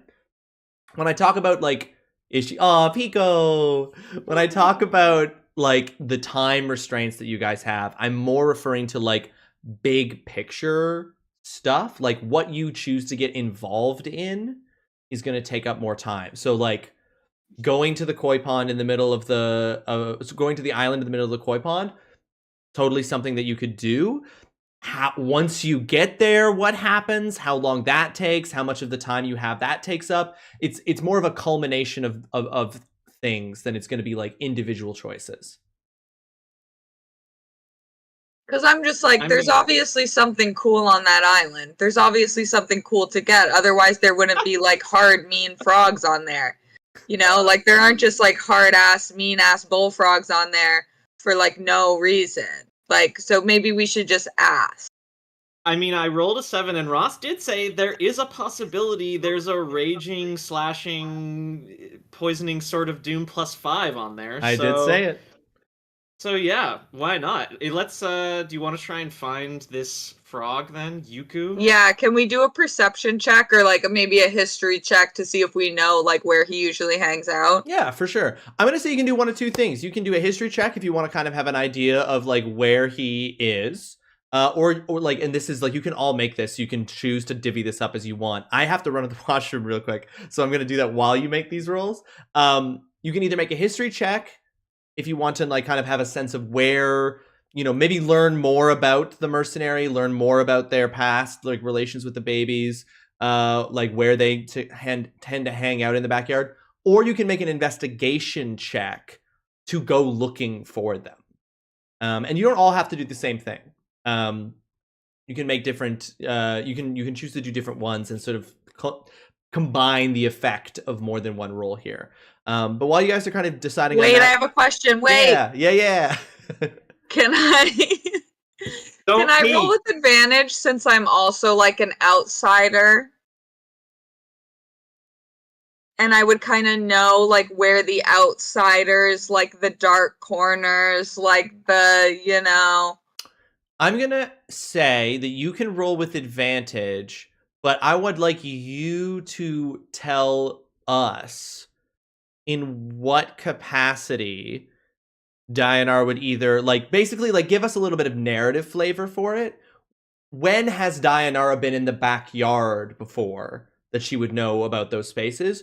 Or when has she interacted, like, when would she have had cause to ask this frog for help, to get to know the frog as a fellow outsider? Just like a little bit of narrative. Like, I'll let you roll with advantage, but I just like I'm like, roll with advantage would give us a little bit of like some of Dianar's backstory. Like, how would she know that stuff effectively? Okay. Can I roll with disadvantage? You may absolutely. In fact, you may. I'm going to insist that Hoot rolls with disadvantage. So you guys make those rolls, and then I'll come back and we'll hear your sort of narrative flair there, Megan. But I'll be real quick. I'll be. Oh my god, I have a task. So it's investigation or history, right? I'm gonna do history because I think I know what my narrative flavor's gonna be. I don't like know the frog specifically, but I just like when all the kids are brought outside, like I go to like the dark hidden corners, you know, behind the shed, whatever, where I've glimpsed, you know, maybe him sitting, but we don't talk to each other because I don't reach out to other people. All cool kids know each other, basically, is what you're saying. Like, yeah. You know, when I go behind the shed to like smoke on Popeye candy sticks or whatever, like with the most we've given to each other is like a nod. Like oh my god. incredible. There's a mutual respect. I love remember those. this backstory that is in a way like non-backstory like I don't know if I'm gonna make either of these. I guess I could just give it a go for fun. Yeah, I'm doing investigations with disadvantage just for fun. I'm rolling for history just because there would be no way for me to know history. I only got a 14 anyway, even with advantage, so I don't know about that. Yeah, I got a 20. So we'll see what happens. Wow. I got a 19 with disadvantage on investigation. While I had my head turned around the whole time this all was happening, I just happened to see him walk by. Such a true beginner's luck. I feel like I imagine Hoot like just always like, you know, his milk carton helmet like falling down over his eyes and like having to like push it up like literally every 3 seconds. So cute. Gosh. All right, y'all, give me your rolls. It especially happens whenever he just turns his head all the way around. It just my head turns around, but the helmet doesn't. Yeah. I got a 7 on investigation. I got a 14 on history. I got with disadvantage a 19 investigation. I got a 20 what was the other one? 21. Oh my god. And sorry, what did you get, Lynn? I got a 20 on history. Okay. So shockingly, Hoot has the best idea wait, you did investigation, Hoot? Yeah. And you did history, Lynn. Yes. So the best investigation was shockingly Hoot, and the best history was Lynn. But a 14 is still pretty good. Let's get that narrative flair from you there, Megan, about like why and how Dianar knows. I know you have shared and chat has heard, but for my sake. My narrative flair was like when, you know, the babies are all brought outside for like garden time or whatever. Like, I hate it. So I go find like the darkest corners, like behind the shed and things like that, and smoke on my Popeye candy sticks. And, you know, I've seen that frog, you know, in the distance also behind the shed, and we've given each other like, you know, a cool nod, but not talked beyond that. For sure. So between the 14, the 20 in history, and the 21, you guys set off from the koi pond. Hoot, you very quickly sort of start to notice like frog prints like in the ground. And I had my head turned around the whole time the little guy shenanigans were happening. Can I just have happened to see him walk by? You just fully see him jump. Like when he jumps, he clears the top of the grass. You're like, oh, and then like with that and like the combined history of sort of knowing, like Lynn, you know about you've talked to wanderers who've worked with this frog before. You have a sense of like, you know, kind of where they would often go to meet him, what the kind of relationship would be. So, you know, you between that and just like fully spying them, you're able to meet Yuko kind of near. You end up crossing the garden from the koi pond. You're pretty close to the vegetable garden now, but also closer to the tree. So you're like up in that particular corner of the vegetable garden at the moment, where you kind of like have seen Yuku heading. And so you sort of get there. You're not like quite at the vegetable garden. You're not quite underneath the boughs of the tree. And you see that there's like a little rock that's kind of like, you know, a rounded sort of like one of those smooth kind of rounded rocks that's kind of like half in the ground, half out. It's like an aesthetic thing in the backyard. And like this frog is like up on it, and you can see that like they've kind of made this like little like space for themselves here, right? Like you see there's a little backpack with like a sleeping roll and like, you know, food, like, you know, little like jars, basically like tiny little glass jars filled with mosquitoes are like shoved in the backpack as food. And like you see this frog, and Yuku is kind of up on the rock itself, kind of like gazing out towards the tree in particular. But it looks like a frog. It looks like a normal frog. It's not like anthropomorphized anyway. This is not like Frog and Toad. It's not like wearing a waistcoat and like anything. It's like a normal frog, but it does have slung over its back. You can see it has like a long sword slung over its back, but it's like, it's not an actual sword. Like it looks like it's like fashioned from a twig, right? Like, so it's like, it's been like tied together with some string, and like it's in a little scabbard like over this frog's back, but otherwise the frog is just sort of perched, like looking up, and it kind of like rotates its head and glances behind it as the four of you approach, and Yuko kind of goes, all right, what do you want? I'm busy right now, okay? I don't have time for any baby shenanigans today, all right? I got my own shit to deal with. Language. Oh, I'm sorry. Oh, I'm sorry. Did I swear in front of the precious baby? Listen, I don't got time for your namby-pamby bullshit, okay? You're gonna have to learn the word eventually. You're gonna forget it when you go through the tempering anyway. Golf hoot. All right, well, you know, that's a bit much. I just said shit. Fuck. What do you I want? just said another swear word. Proceeds to say another swear word. We have questions for you. Okay. You got questions for me. All right. Well, here, I got a question for you. If you had to choose, who would you fight first in a fight? Would you fight a bumblebee, a squirrel, a sparrow, or an ant? Well, you just fought ants a little We already earlier, fought ants, so my answer is Wrong answer. The answer is you don't fight any of them. You kill them in their sleep while they don't know you're there. But anyway, what do you want? What do you want? Just spit it out already. I like this guy. You You would. remind me of my parents. That's honestly, I don't know what to make of that. Are your parents cool? I mean, I love them. Ew, gross. Love is an emotion that leads to weakness. I don't want to be anything like your parents. Must That be sounds nice. very sad. Another slam dunk. Sadness keeps you alive out here. Why are you so grumpy, bro?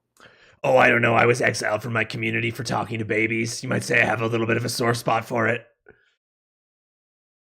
Actually, Yeah, that makes that's sense. what we were wondering about. Yeah, we just kind of want to know, like, what's on that island? Like, why are the frogs so angry? Like, what's going on over there? Well, I mean, there's a bunch of different reasons. I mean, the main one that comes to mind is that they're assholes. And then the second thing that comes to mind, oh, sorry, they're poopy heads. Sorry, I know you're kids. So they're assholes. language. That's the first thing. Don't start with me, Owl, okay? They're assholes is the first thing. I would say the second thing is that they're like really up themselves and like they think they're better than everybody else. And they're like, oh, we don't need to talk to other people in the yard. They don't have anything to teach us. We can't find comfort and joy and even satisfaction in talking to other people. Oh, Yuku, you gotta leave because you went searching for that. What did you ask again? Sorry.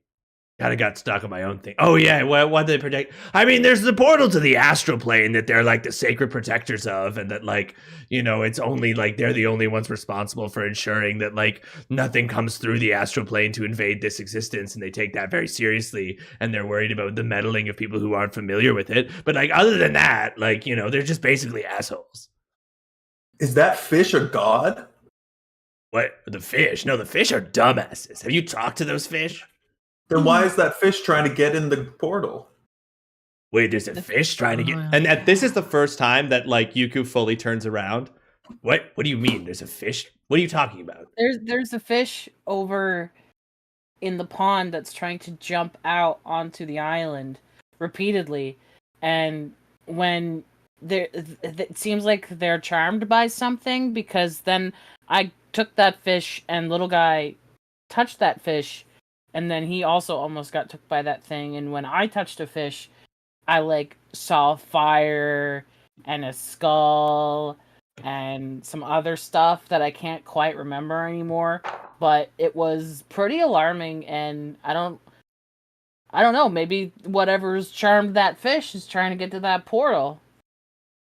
Seems pretty serious, don't you think? So for the first time since you started talking to Yuku, you can see that they are fully paying attention to you now.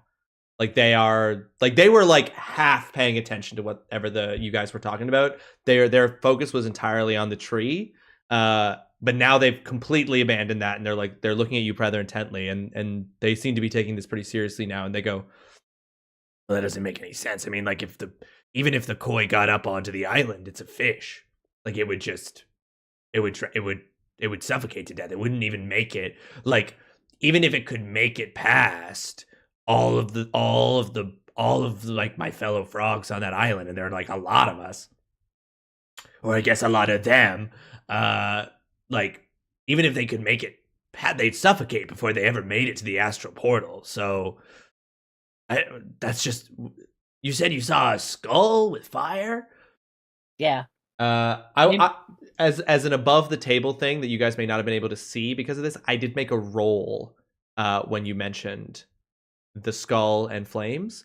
Yuku did not succeed on it. Can we do an insight check to see if he knows, like he seems to know anything? You didn't have to tell me that. Why'd you tell me that? Well, here's the thing, Jasper. Yuku failed the check. So if you're asking if you can insight check so hard, you know the thing that Yuko doesn't know. I'm asking if I can insight check to justify you breaking the rules of the game right now and telling us. It's not breaking the rules of the game. If we were all sitting at a table, you would have seen me make that roll. I guess that's He can do what he wants. That is an above the table piece of information I will give you as players, is that when you mentioned the skull and fire, Yuko made a roll. Yuko failed that roll.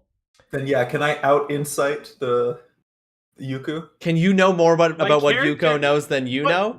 No. It's a weird piece of information because my character doesn't know shit. You know what I mean? Correct. But you as the players know that there was something that happened when you mentioned that. That's what I want you to know. Yuko goes, I don't even know why they would skull and fire. I've never heard of anything like that. There's nothing like that in the backyard. You guys got weird shit like that in the house? There's some weird things going on in the house because the fish there's two fish in the koi pond that were weird, and who wasn't that fish in the tank in the living room also? Yeah, Kyle. Kyle was trying to get out. Yeah, Kyle the fish.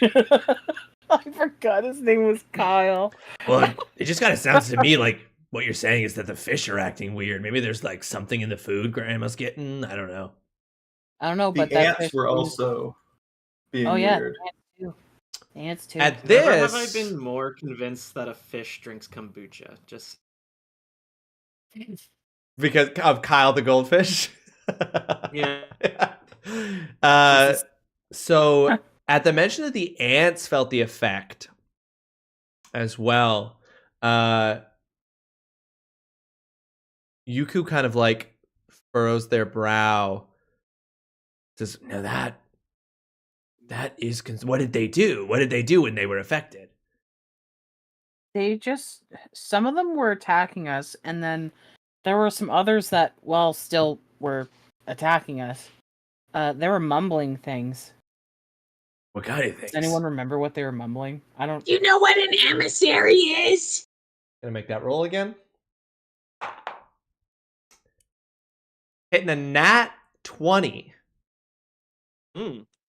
Yuko goes, "Wait, what? Say that again." Do you know what an emissary is? and they like furrow their brow, and they kind of like they move over to their backpack, and they like use their tongue. They're like, "Quack!" They shoot their tongue out to open the backpack up, and then they like reach in with one of their frog hands, and they like pull out like a little pebble, basically, and this pebble has like a like rune carved in it. And they like take it out, and they kind of like look at it for a moment, and then they like show it to you guys. And he's about to say something about it, but if anyone would like to make an Arcana check on seeing this pebble, you may do so. I will. I will too. Can we both do it, Ross? Absolutely, you can all make it if you would like. Cool. 14. 25. 26. What the fuck, Hoot? Maybe my parents Like had something wild like this or fucking something. like rolls right now, bro. Is little guy making a roll at him? Nuts. No, Nope. not for this. Okay. On with a DC 25, Dianara and Hoot, immediately what you notice about this pebble is that Lynn, you immediately clock that this pebble is magical. It has a very particular magical effect, which is that it can only be so far away from Yuku at any given moment before it goes back to him. Like it has like a return to sender spell. This is like a very specific kind of magical effect, where if Yuku, for example, was to put this down and then walk away, Yuku would find it in their backpack later. It like cannot be removed from him. So that's the effect. The rune on it is actually not that effect. The rune on it is a word, basically, in the language of the frogs, and it just means exile. And so this is basically like, this is the thing that was the symbol that identifies him as an exile. Exactly. So Yuku can never be rid of this, and so long as he has it, he cannot return. With a DC 25, Dianara and Hoot, you notice that that there is a secondary effect on the stone that is of a very different kind of magic. If magic has a signature, if like casting a spell has someone's like signature on the bottom of it, this is a different signature. There is a secondary magical effect that is on this that is completely different from the original one. And after that 25, I'm going to say that what you can tell from that is that there's a secondary magical effect, different signature, and it very specifically grants the person who is in proximity to this stone resistance to telepathic effects. And so Yuku is holding this out to you, and Yuku goes, "Yeah, when when they exiled me for fraternizing with the babies, they cursed this stone so that I would always have to carry around with me, this reminder of how I betrayed the creed. And I've always kind of known that, I had a... This voice is hard to do. God. Especially with your COVID lungs. Mm-hmm. That's so cool. I had a friend, someone I was close to, another one of the frogs back there, and she was the one who had to deliver this to me, and she wasn't supposed to, but I know that she cast a secondary effect on it. It kind of protects me from telepathic incursions. And she's very old. She's like one of the oldest frogs on the island. And she told me it didn't mean anything to me at the time. It was like she couldn't tell me. It was like she was like breaking a rule. It was like, it's like she couldn't tell me. You know what I mean? Like, do you know what I mean? Like, not that she was like trying to like avoid saying something, or like, someone had told her not to. It was like something inside of her was preventing it.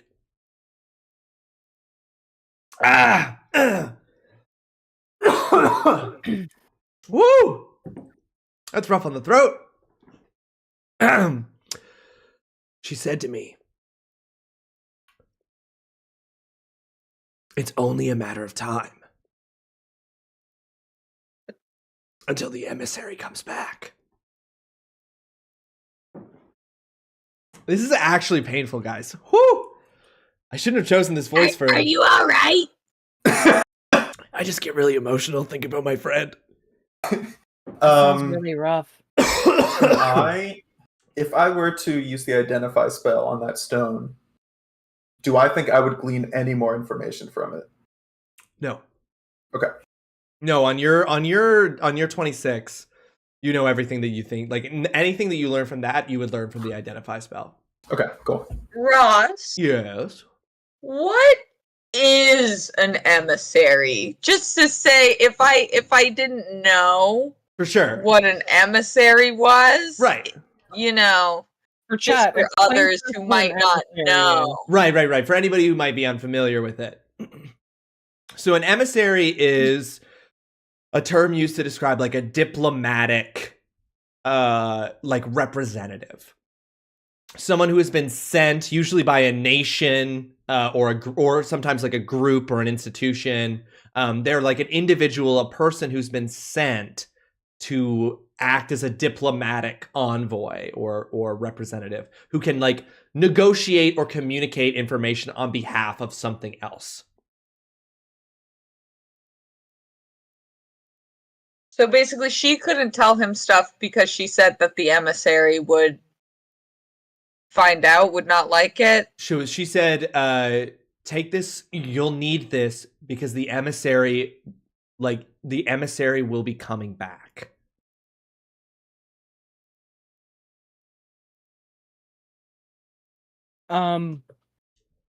Lynn takes a moment and thinks about everything that you guys said and frowns a little bit before she turns to him and says, I'm not really sure who the emissary is, but it sounds like it's really important that they not get here. Well, they're the like thing that happened to me, and the thing that happened to little guy, they happened because we touched the fish. What if the purpose of the fish getting up there is for the bully frogs to touch it, and then they also succumb to that thing? Aren't they in danger because of that? So you see Yuku kind of like taking in that information, and they like kind of think about that for a moment, and they said, but you just got like a vision, right? It was a vision, but when little guy touched the fish, he fully collapsed on the ground and couldn't hear us talking to him anymore. And it wasn't until I started playing music that he came back to us. He's pretty weak, though. I think it's still concerning, though. He's just a shitty baby. You see Yuku kind of like Here's the other thing, though. You obviously, love your people, and it's sad that you're not there anymore. I already told you, love is a weakness. Yeah, but I can tell. You can't tell anything. Yeah. You can't tell anything. Telling things about me is a weakness, and I have no weakness. Anyway, what were you saying? Loving is for nerds. I just want to be clear that only dorks love. Would you really want to? Stop, you gremlin! My God. Would you really want to place the fate of your people and who you have already told us, your best friend, on just the assumption that nothing's happening?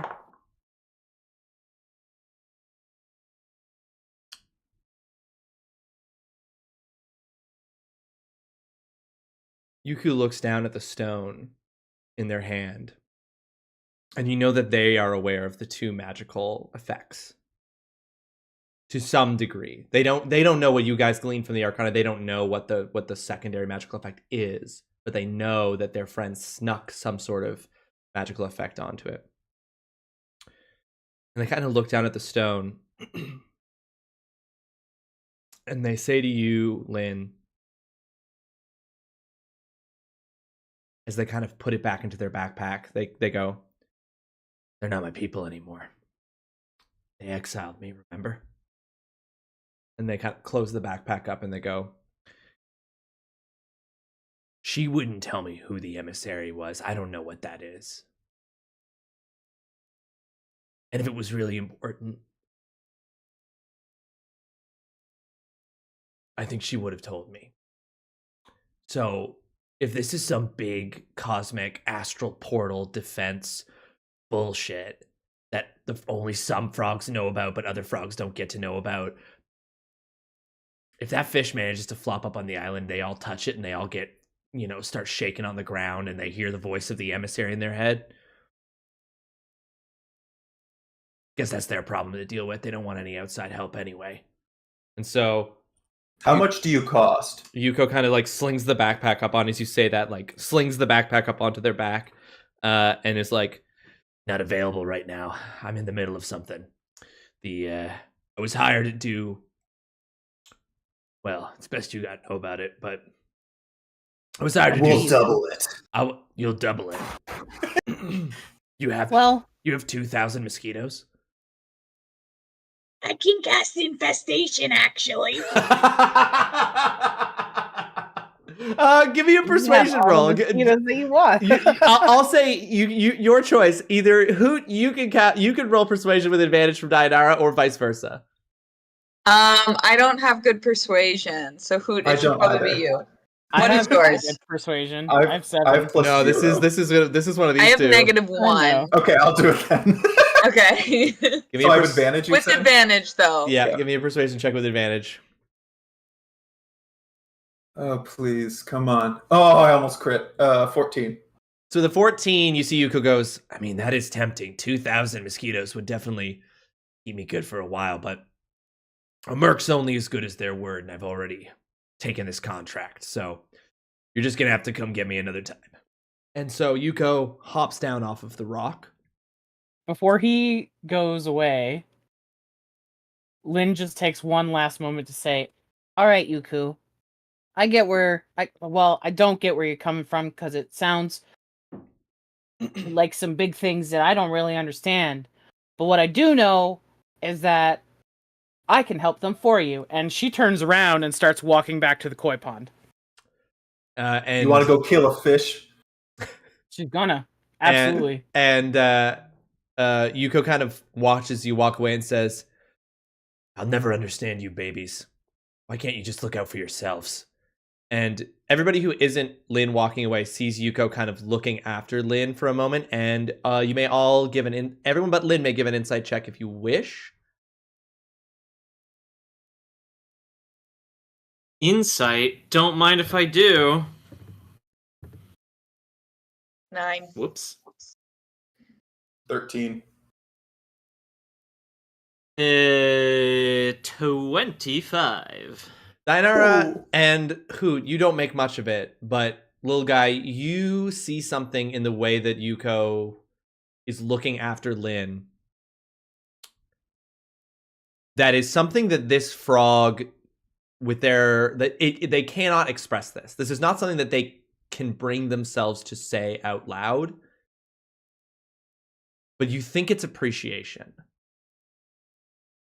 And then Yuko turns towards the tree and says, "Listen, kids, get back inside. It's dangerous out in this backyard right now. You know that. It's a war zone." And starts hopping towards the tree.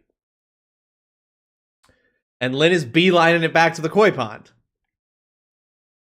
All right, someone tell me what happened in that crucial lore dump where I had to take a phone call and then leave. Would you all like to summarize it for? I got up to the point that the stone grants the person near the stone resistance to telepathic effects. That's the last thing that I heard. We tried to convince him to come with us to try to save the bullywug people, because I don't know if you heard who gave him the stone and who put the spell on it. It was an elder in the bullywug community who was like his best friend, who gave him the stone when he was exiled and had secretly put the second. I think it was his lover, personally. A friend. His friend. Just putting in that. That's friends. Yeah, and so she secretly added the second effect. And then we tried to hire him by using the infestation spell to give him a shit ton of mosquitoes, but he turned it down. I'll add we're gonna go kill the fish. I'll add that when she gave him the stone, she said, "You might need this. The emissary will be back." But she didn't say anything more than that, and they specifically said that it felt like she wanted to say more, but couldn't. Yeah. I think maybe we should find her. Yeah. And when we say kill the fish, I hope Lynn's just going to kill the bad one, the problematic fish, and not full slaughter genocide the koi. We're gonna cull the population. So wait, so what am I not understanding here? So the fish, according to the bullywugs, the fish are the problem? Like the fish are attacking them? The fish is possessed by the emissary, and so the thought is that if the fish ends up on land and the bullywugs all touch it, they will get possessed by the emissary too. You heard the part where the bullywugs are guarding the astral plane, right? Yeah. Yeah. Okay. Yeah, a portal to the astral plane. I was like, that's crucial. Yes, it sure is. Yeah, when I heard Ross say that, I was like, I'm having a D&D moment right now. Like, of course. Of course they are.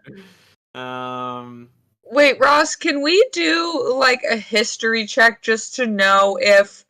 You said that sometimes the fish are, moved between the koi pond and the tank. Yes. Can we do a check to know if was Kyle originally a koi pond fish? I'm going to say the only people who can make this check are going to be Lynn and you. Okay. We've been here the longest. And because Lil Guy did not have a relationship with the fish before that, we established. And Hoot would you let it be insight, or does it have to be history? I'm going to say for this, it's going to be history. Okay. I got a 19. Good. Are you also making this check, Lynn? Yeah, I would like to. What is the check again? Sorry? A history check. Kanduski. 15. So on a 19, you can't be sure if Kyle was. But you do know that there has been a, swapping of fish in, recently, within the, last, 2 months. So at least one of the fish in the koi pond and in the fish tank has been swapped. But biology moment. Yes. Can I use a nature check to determine if Kyle is the same species as the koi fish? You can. But again, just to clarify, are all of the fish in the pond koi? all the fish in the pond are koi. Okay. Can I hit you with the fact that I don't know enough about fish biology that this is purely if Kyle is a koi fish or not, and not we're not going to talk about whether or not those fish can be transplanted between. Okay. Don't come at me about fish facts because I got none. All I want is to see if Kyle is a koi. Okay, yeah, then give me a nature check. Ross, defensive. I already got hit by a fish fact problem the last time we dealt with fish. I got a 10. Fish don't blink. What'd you get? I got a 10, so maybe. You can't be sure. You can't be sure that Kyle was the same species of fish. You know, you were like, there was so much anxiety you were experiencing at that time, like having been dropped off, not knowing if your parents are ever coming back, that you just like can't quite remember really what Kyle looked like. So you can't be certain. But you do know that there has been a swap. Does it make sense that they're trying to get into the astral plane, but like Kyle is sort of the outlier? Like, why would there be a charmed fish just like bashing his head against the tank, you know? I wonder what are if somehow ants doing? Like the ants were just like. Well, they were getting food, right? So the ants. They came up with the ants. Food, but some of them were messed up too. The ants are they're trying to expand their territory. So they want to. So the movie theater had food in it that they could bring back to the colony, but you also just know that like the ants are always trying to get a foothold in the house, like as an aggressive territorial move. My thought is that the emissaries coming from the basement somehow got into the fish tank, and some of the fish got infected, and then there was the swap, and that's how the fish ended in the pond. Mm-hmm. Maybe. So it's like sort of like transplantation, invasive species bullshit coming from inside the house to the pond outside. It's coming from inside the house. Should we? Yeah, I guess it's unclear whether they started in the fish tank or started in the pond. But like, should we put any effort towards like warning the bullywogs or finding the old lady lover bullywog, or should we just go to the vegetable garden? My thought is we can take out the beaching fish and then maybe ingratiate ourselves to the bullywogs because of that. Bring its corpse to the bullywogs. Yeah. And then maybe they'll at least talk to us. Yeah, I just hope we don't end up like, if we kill the one fish, are we going to end up like aggroing all the koi in the pond and then having to fight them? I don't know. The fish already all hate us inside. Why not make them hate us outside too? Am I to the pond yet? So hold on. Can I ask one question first before Lynn is probably at the pond? But so did Yuko say Yuku? Like, how long has Yuku been?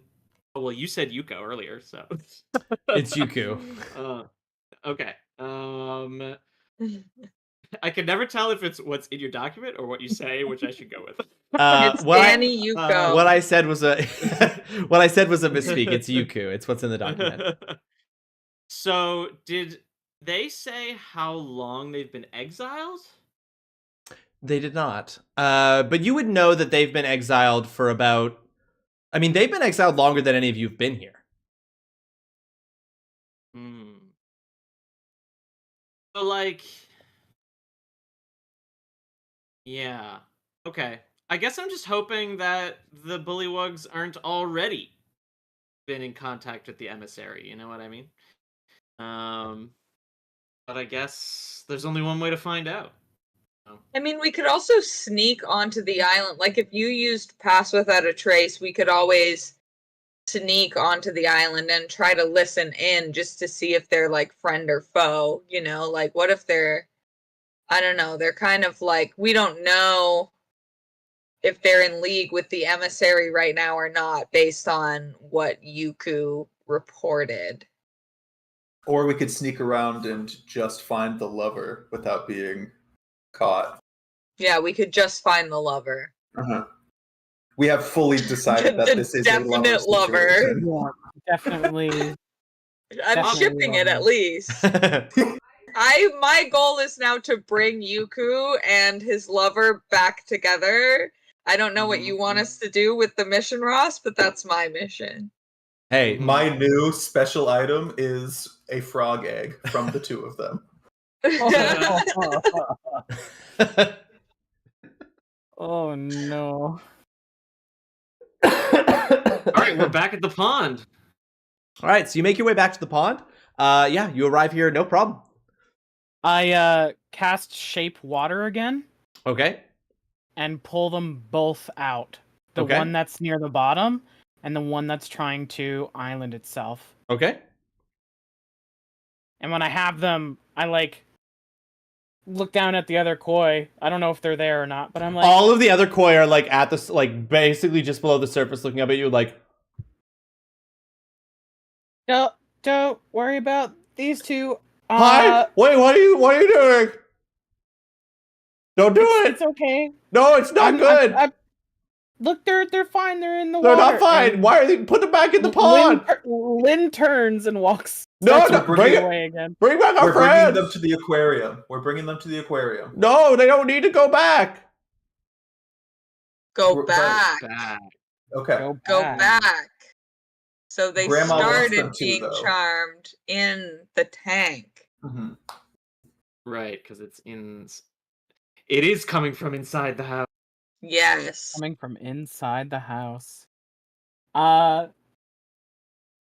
think Lynn's far away enough from the pond now. She's just like, I don't actually want to kill the fish. Are they in spheres of water? They're in I've cast shape water. Do you have to touch them to do that? No. Okay, I think Hoot is gonna grimace and then use thunder gauntlets on the two spheres of water. No. Wait. All right, so Hoot, give me an attack roll. No, I'm saying wait. It's happening. Give me an attack roll. That fucking horse shit. I'm gonna see if maybe there's like a bucket or something we could just put them in for now. You know what I mean? That one's hot. First one's or a even 12. Try to counter charm them. Jesus Christ. Does a 12 hit? Hold on one sec. Fucking ridiculous. Oh, I thought I had. Sorry, I thought. Oh, here it is. Yeah. Sorry, I thought I had the monster manual open. I just need You to. electrocute me? I just need to check the stats on. Yeah, counter charm's a good idea. I was gonna try to counter charm. Did you say them or find a 12? bucket. Yeah. 12 hits. Can I, since I was grimacing while I was doing it, can I do it with disadvantage? You want to do the attack with disadvantage from a grimace? No. No, because I'm unsure of it. I don't really want to do it. Commit to this, Jasper. Okay. Jesus Christ. Fuck's sakes. A 12 hits. Second is a 19. They both hit. You hit both of the fish. All Roll your right. damage. Oh, God. I clicked the wrong button. Ignore that last number. The first hit does 7 damage. Okay. Second does 5. Okay. Ridiculous. Hit by the thunder wave from your gauntlets as you punch out and send thunder through the spheres of water that these fish are encased in. Both of the fish are inside of the water, and then they're like, whoa, whoa, whoa, what's going on? Whoa, where are we? What have we done? Where are we? Whoa. Oh, that's one way. And they start swimming around inside the sphere. Whoa, what the fuck? Whoa, what's going on? And they're just Lynn's freaking like, out. calm down. And they immediately both stop and turn to you. Okay. I've got you. Look, I've got you. Okay, you got us. They seem okay now. Wait, are you gonna do something with us? These are some really submissive fish. Is there something you want us to do with you? I mean, it's kind of cramped in here. Could you maybe take us back to our aquarium? Why would you bring us out here? Back Tell to us the what happened. aquarium. Interesting. What? Do you remember being in the pond at all? Being in the pond? No, we're fish tank fish. We've never been in the pond You remember before. the big green flaming skull? Oh yeah, of course. What else did you see? Well, what do you mean? I hope someone in Like- chat is taking a screenshot of Ross's face Yeah. for a new emote. Ross, TrulyRawesome Pog. Yeah, just constantly pogging. TrulyRawesome trout. These fish are pogging out of control. You said Like, you did said you did the remembered a skull big say skull. anything?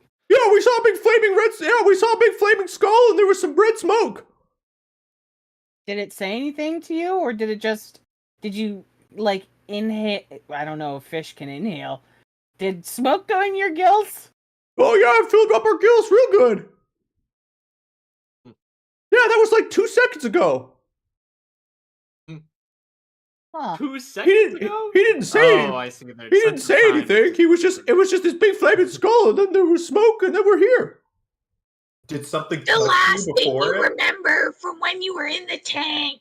Well, the last thing I remembered was talking with Kyle, and Kyle was getting real weird, and he kept talking about the emissary. We were like, Kyle, this is really weird, man. You gotta stop it. We're new here. All right, we're gonna try to fit in. It has to be, isn't that right? And then the other one's like, yeah, we were like, we have to fit in, and so we gotta be chill about this. And then I kind of bumped into Kyle to knock him out of it, and then I saw the skull, and the other one's like, yeah, and then I saw you were acting weird, and I was like, guys, this isn't funny anymore, I don't want to do this, and so I bumped into both of you, and then I saw the skull, and now we're both here. Where's Kyle?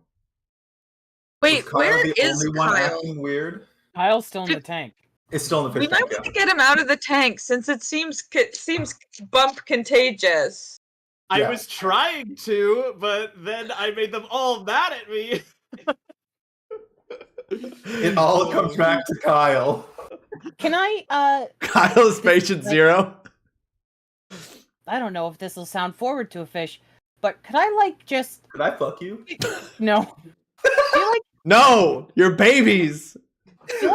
do fish like head pats? Do you like head pats? I don't know, I've never tried. Okay, can I try to give you a head pat? You can Would try. that be okay? You can try. Okay. And like while still holding up the water, she reaches into it and just like touches the fish's head. It feels it's got that like it's weirdly hard. Like the scales of the fish are like hard in a way you weren't expecting. Like maybe a little bit of you was expecting it to be like soft and like squishy, like a little bit of spongy, but it's actually a little bit harder than you expect. And you just pat the fish and it goes, I didn't feel one way or the other about that. Okay, what about your friend though? And so she reaches out and pats the other one. He goes, I'm weirdly into it. I actually like that a lot. I'd like it more. Okay, and she does it again. Like, nope, it lost its novelty. I don't like it anymore. Okay. Guys, they seem fine now. We've always been fine. We're both great. Can you take us back to Yeah. the fish tank now? We're gonna. I can't sneak back into the house with these fish. Can you do a perception check to see if there's a bucket nearby? Yeah, give me a perception check. Okay. You're just gonna We leave have them to in go a slap bucket. Kyle at some point. That's 11. So because we didn't kill them, is the plan to still go talk to the bullywugs now, or I are have we no idea. satisfied with We're You off the can- rails. or- You I don't can know where we're going. You can Well, see. There's still like we succeeded in curing these two dumb fish, but there's still obviously some sort of attempt to like get to the astral plane or to like knock off some bullywogs. Like there's something because the fish are being moved from the tank to the pond and then trying to like beach themselves. Although one seemed dead, so I'm confused about what that one. Dinar, Well, give me an insight check with advantage. With advantage. I also think at this point, Hoot's just staring at his fists and thinks he has the power of life. Clear. Well, maybe I can just ask you a question, Ross, while Dinar is making that roll. So the one that was trying to jump onto the island, is that the one that we were told Kyle touched first? Oh, I see what you're saying. Yeah. No. Okay. Just checking. Yeah. I got a 19. Yeah, I'm gonna answer Lynn. Lynn, you see there's a bucket over by the vegetable garden. There's like a bucket, like a hose, and like a rake, and like various like gardening equipment. You can see there's a bucket there. With a 19, you realize that you're putting together what you kind of have now with all of these things. You've got the fish in the fish tank that was just bumping up against the glass. You've got the ants upstairs that were saying for the emissary and started attacking the other ants as well as you. You've got the 2 fish in the koi pond, one who was doing nothing at all, and one that was repeatedly trying to beach themselves on to the frog island. You realize you have all put together or sort of deduced or decided that must be because the fish was trying to infect the frogs or reach the astral portal. That's not something that anybody got from those of you have spoken. You haven't gained that piece of information from the fish or from the skull. So what you kind of realize here is there's no pattern. For example, the fish that was trying to get out of the fish tank, with a 19, you realize the direction it was swimming was not towards the koi pond. Like if it was trying to go, like it was behaving where it was like going into the glass repeatedly, like it was just following a straight line. That straight line would not take it towards the koi pond. So if it was trying to, like, as the crow flies, most direct path, it's not what it was doing. The ants started attacking other ants when they became infected. So you're realizing there's seemingly no pattern here in the behavior of any of these animals that you found infected. So with your insight, that's what you glean with the insight. You're like, if there's a pattern, you're not seeing it. Okay, so Dianar is gonna be like, Shut up, everyone. Hold on. I'm thinking. Just be quiet. Shut up. I'm thinking. Hold on. It's totally random. I don't know. But what you do realize, in realizing that it's totally random, you find yourself also being like, okay, so if it's totally random, then whatever the agenda is of the emissary with these, like, things that it's influencing, it's not tied to any specific thing. Like, it's not like, oh, the emissary has X goal and it's trying to accomplish it by getting all of these servants that it's charming to do X. What you're realizing is, like, if anything, the only consistency is the charm effect, is bringing things into its control. okay. All right, Lynn, you might as well kill those 2 fish now. We don't really need them Wait, anymore. what? Kill us? No, wait, hold on a second. We got. No, it's okay. It's okay. Everybody calm down. Okay. Everybody calm down. I'm gonna start charging up my fists again. Oh! Lynn turns Oh! in behind her as she's looking back. We're not killing the fish. They're okay now. I feel like there's no clear consensus. I don't know what to expect. I'm just on the edge of anxiety now. It's okay. But listen here. I don't know your names. What are your names? Oh, our names? We name these fish now. I'm Daphne. And then the other one's like, My name's Kevin. Okay, Daphne, Kevin. Why'd you pause so long after we said our names? They're pretty normal. Yeah, almost. I had Final Space flashbacks the moment you said Kevin. I would say those are not normal names in our universe, given we have Dianara and Lil Guy. Whoa, okay, Little that guy. feels like that's really some cultural projection. They're normal fish names. Oh my god. Are you guys together? In what sense? Are you lovers? We're trying to find a lover. You're trying just any lover available? Have you heard about a really, really, really, really old bullywog? No, I don't even know what that is. Kill them, Lynn. I live in a fish tank. Don't kill us, no!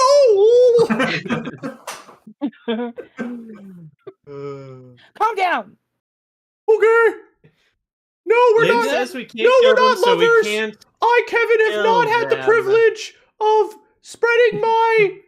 Oh, your babies. We shouldn't talk about this, Daphne. No, we won't talk about this. Jesus Christ. This is my life. Jamal, can you at least get rid of them? Yeah, What? I don't know. What do we do with them? We put them in the buckets, I guess? Like Yeah, we're gonna put them. I'm gonna. Okay, so the issue is that some stuff has happened to you that you're not aware of. Clearly, Okay. because 1 minute you're in the tank, and now you're kind of in almost semi the palms of my hands because. Yeah, I feel like you did that. I did do that, and I did it to save you, but I don't know. Oh, okay. I don't know why there's like fish. Ooh, fish are getting kind of sick, and some other animals are too. And I think that you guys were sick. So what I'm gonna do is I'm going to keep you safe, and you guys will have some time to just talk and become better friends, and become lovers. I understand. I wasn't gonna say it. Somehow I knew you were gonna go there. Like, Kevin, are you? Is that really how you feel? Oh, I don't know, Daphne. The idea came into my head in the last few seconds, and it feels like it's got something to it. I think Poot doesn't know what lover means, but just knows that there's a lover. Incredible. So you're gonna take I them love to that we get these the. little insights into what Hoot is actually thinking. Yeah. But he doesn't actually say anything about it, so it's just like he's just this weird kid. He's just a weird kid who's facing Yeah. the wrong direction. So are you gonna take these fish over to the bucket you saw by the vegetable garden? Yeah, I'm gonna put you guys in a bucket so that we can make sure that you stay safe and not just like I love buckets. you do? Okay, perfect. If Then they're a we're safe gonna- place, I want to be there. Yeah. I will put you in a bucket. I'll put you both in a bucket. You can Fantastic. hang out. You can be safe, and then we'll once we're sure everything's okay, we'll come back for you. You can live in the fish tank or maybe even the pond outside Okay. where we are now. Does that sound okay? I will wait for you patiently, as long as it takes. Don't forget about us. Okay. Let's go. Let's get to that bucket. This is actually more exertion than I was hoping for. And she starts walking towards the buckets. Yeah, unless anyone. Keep them safe till we're ready to kill them. We're not killing the fish. No!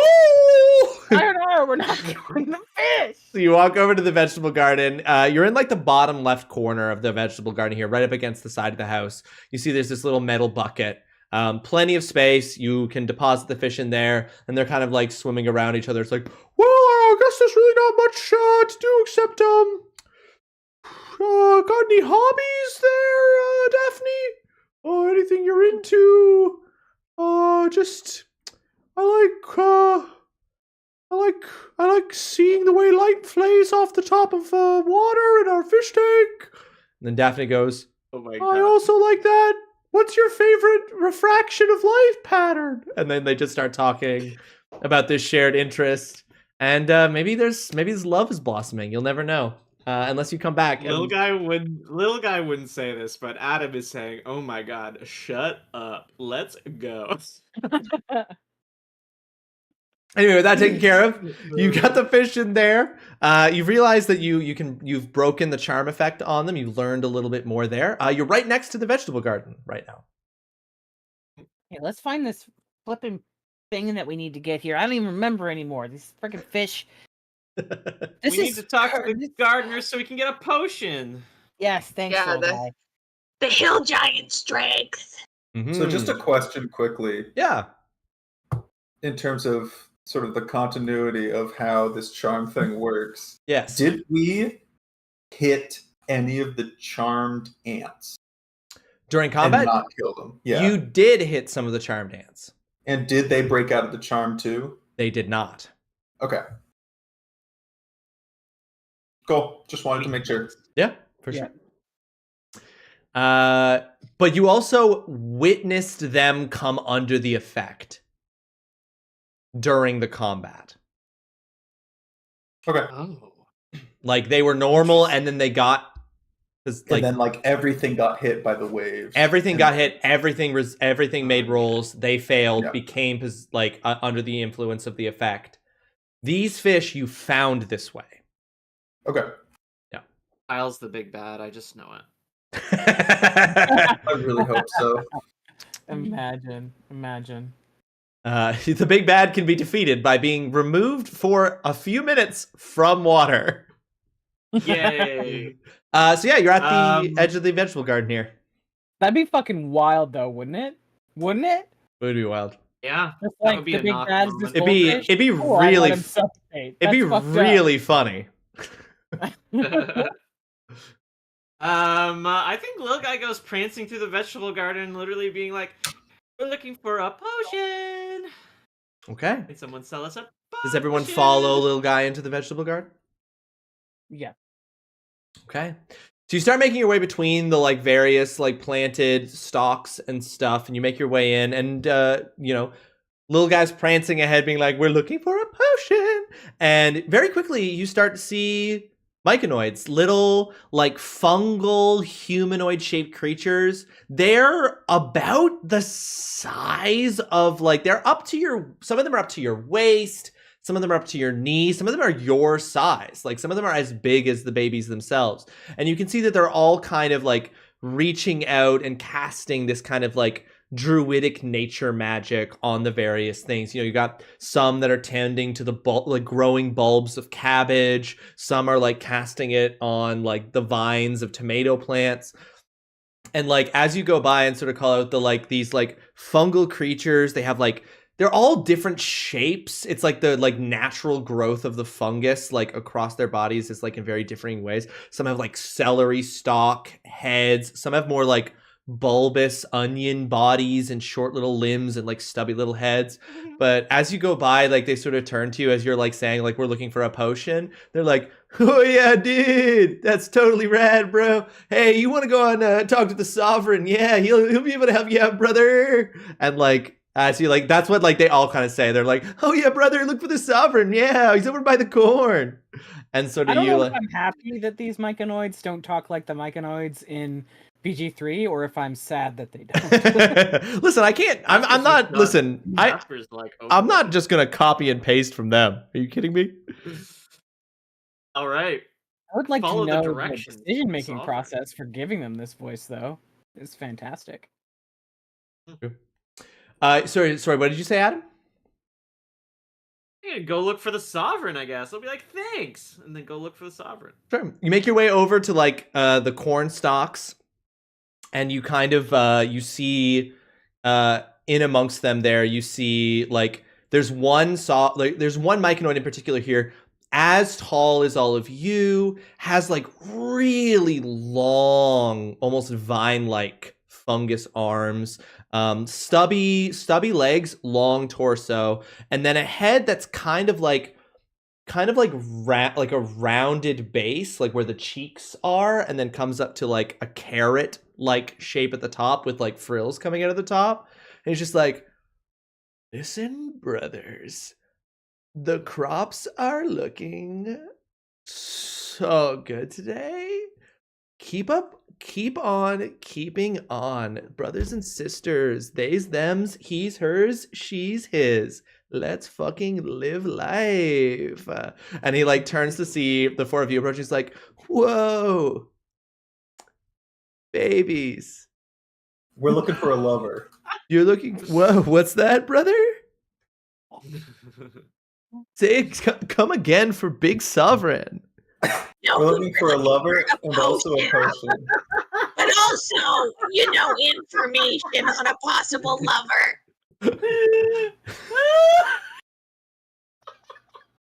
Come again for Big Sov, you know? Oh, Jesus. Oh, okay. Well, one thing at a time. Since it was asked for first, if you're looking for a lover, we all lovers here, brother. You can't spit without hitting someone who's just got all that love in their heart, and they're just putting it out into the world. You know what I mean? Ask anybody here, and they'll tell you they're a lover. But ask for consent, brother. As for a potion, oh, we got that. What are you looking for? And he like reaches down and he like grabs part of his chest, which you see is like a folded bit of like the fungal growth, and he's like and like pulls open like part of his chest, and it's just like a bunch of potions dangling from like a snake oil salesman. Is like, what are you looking to score there, brother? What kind of trip are you looking to go on? I got everything under the sun. This feels like a couple different felonies. Listen, this is a free love commune. The man does not exist here. They may call me sovereign, but I'm just part of the whole, sister. There ain't no law here. ACAB. Anyway, would you what are you looking for? What? Okay, first of all, do I see the potion of Hildryan's strength? But also, what else does he have? Give me a perception check. Wow. Come on. That is a 17. With 17, you see he's got a potion of Hill Giant Strength. You can see it. There's one particular bottle that you kind of recognize. It's got like a long stopper and kind of a wide base, golden liquid, and just looking at it, you like almost looking at it, you can like feel like, you know, your like muscles like feel like you feel this weird compulsion when you look at it. We're like, oh, that'll make me big and strong. You see he's got some healing potions that you kind of spot there, like tiny little tinctures of red liquid and stuff. You see that he has a couple of different potions that are of like, they're like these like oils, this like kind of clear oils with like little black tendrils through the liquid that are like, you recognize as their potions of accuracy. So if you coated a weapon in this oil, it would gain a bonus to attack rolls. And you also see a couple of potions of Featherfall. So just like these like slimmer blue colored potions that kind of end in a harsh like pyramid shape at the very, very base.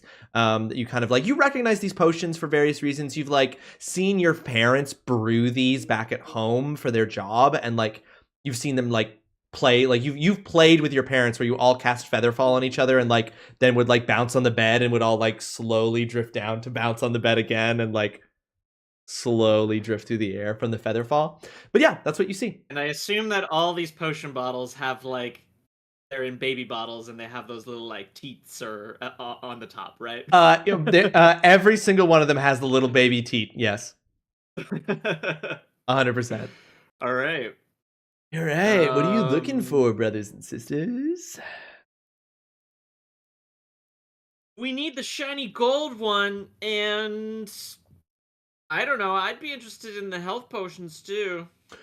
Cool. We'd love to hear it. What do you got to trade, brother? Lynn's really good at music. Dayanara can make a lot of mosquitoes. Oh, and Yeah.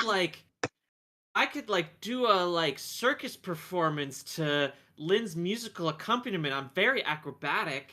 My fists give life. All right. Whoa, dude, that's wild. Could you show us? Hey, man, let me show you this here. Hey, this right here, brother, this little kiwi plant has not been doing super solid. He is struggling. He's a little bit smaller than his brothers and sisters, and he does not catch as much of the rays. We try to give him a little bit of extra love, but he's just not feeling it. Show us that life give. If you can bring life to this kiwi with your fists, hey, that potion of Hill Giant Strength is all yours. I can only do it once per long rest. Sorry. Well, hey, brother, don't push yourself. All right, don't push. Can I, like, minor illusion that the plant just grows?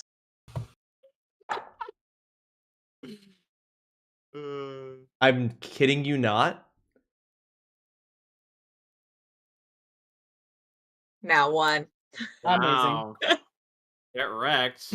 So you minor illusion that this kiwi plant grows up, and he's like, "Whoa, damn! You must be like a life sorcerer. You must be all about the living, Dayanara. Hey, you've been, hey, Definitely, I say as I pull the hood down lower. yeah. You just gotta hide from the sun because you're afraid you'll outshine it, sister. I get it. Hey, just for that," and he takes the potion of Hell Giant Strength and hands it to you. Goes, "That's a fair exchange." Hell Great. yeah. Thanks. Well, if you want any of these other potions, if you've got anything else to trade, I'm afraid it's 1 trade per baby, if you know what I mean. And you should, because it's what I said. I mean, I want a health potion. I'm low on physical things. Brother, we don't... You wanna... Hey, brother, no worries. Chill. We don't need physical things here. Everything we need comes out of the earth, brother. Comes out of the soil, okay? We got that. We want exchanges of stuff that's like you can't find in the earth, you know?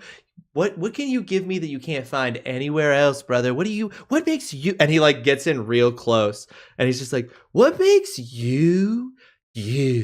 Like, open up and show me your inner light, brother. Wow. I'm gonna do an insight check on that bullshit. Dayanara gags. Megan, roll 1d6 cringe damage. No, I'm kidding.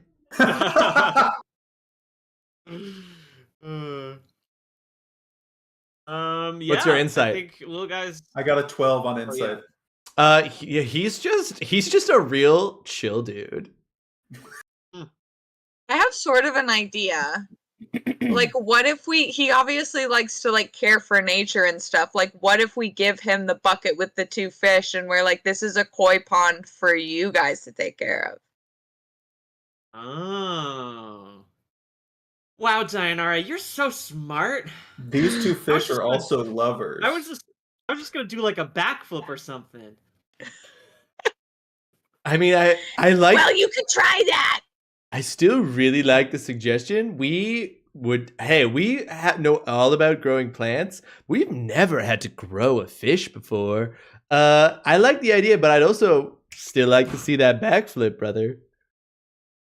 Okay, watch this. And I do a thing where like I go under I go under some plant like a mushroom cap or something, like, and so it's like shaded, and I like I like flip and I do the backflip, but as I fall into the shadow and then like come down from the shadow under, like, directly under the cap, so it's like a bit of like a Portal moment where I'm just like, whee! I'm just like repeatedly like falling, like backflipping over and over again, like through these things until I eventually just like stop and just like land again. Whoa, dude! I've never seen someone do a backflip over so short a distance so much. Use a health potion or whatever. Right? And he gives you 1 healing potion. Yay, thanks. It heals for 1d6. What kind of healing potion? Heals for 1d6. 1d6 ones. Yeah. It's like, but if you all want, I would be happy to give the rest of you a healing potion if you gave us those fish or whatever.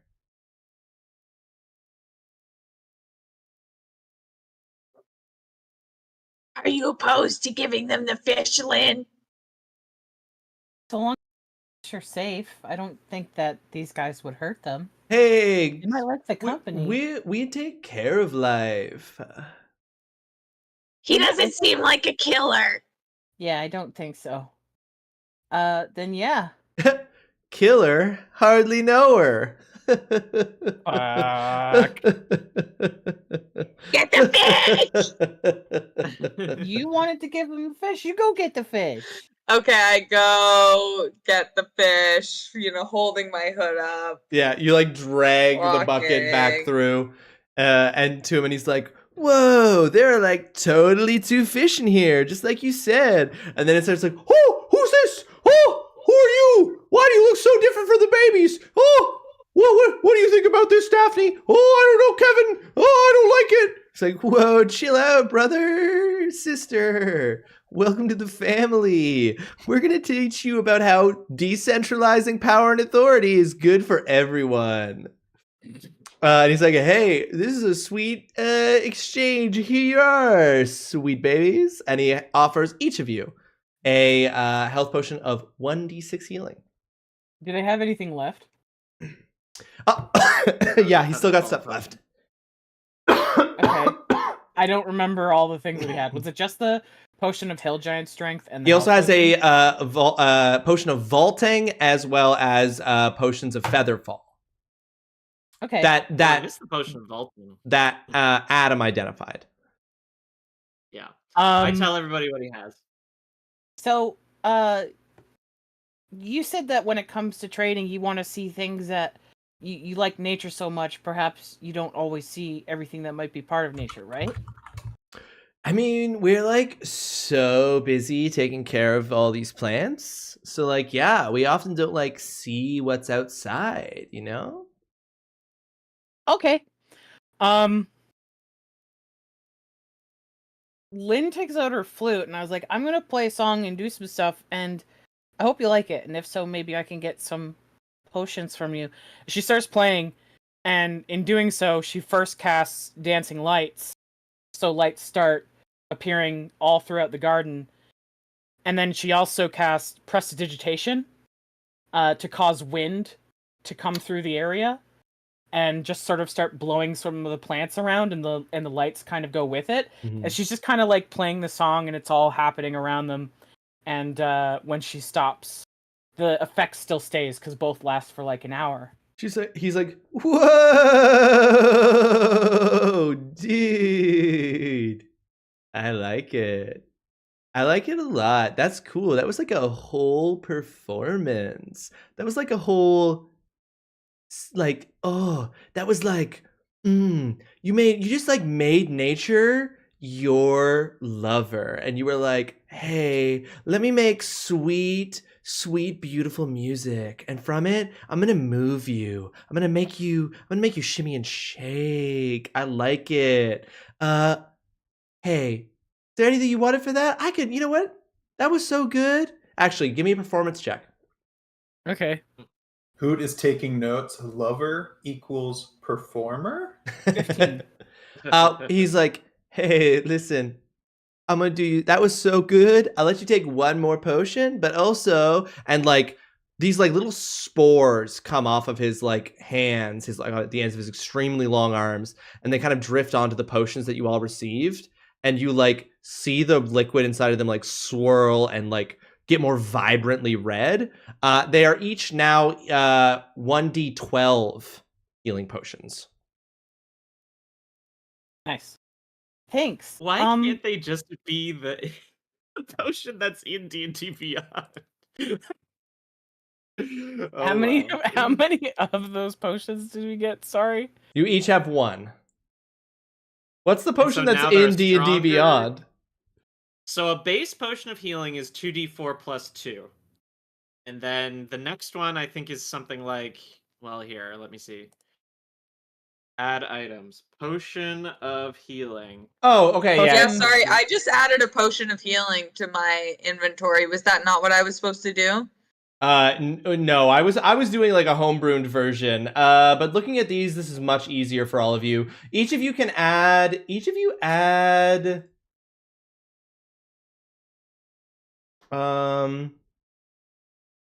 Go ahead actually, and this is much better. Each of you add one potion of healing superior to your inventory.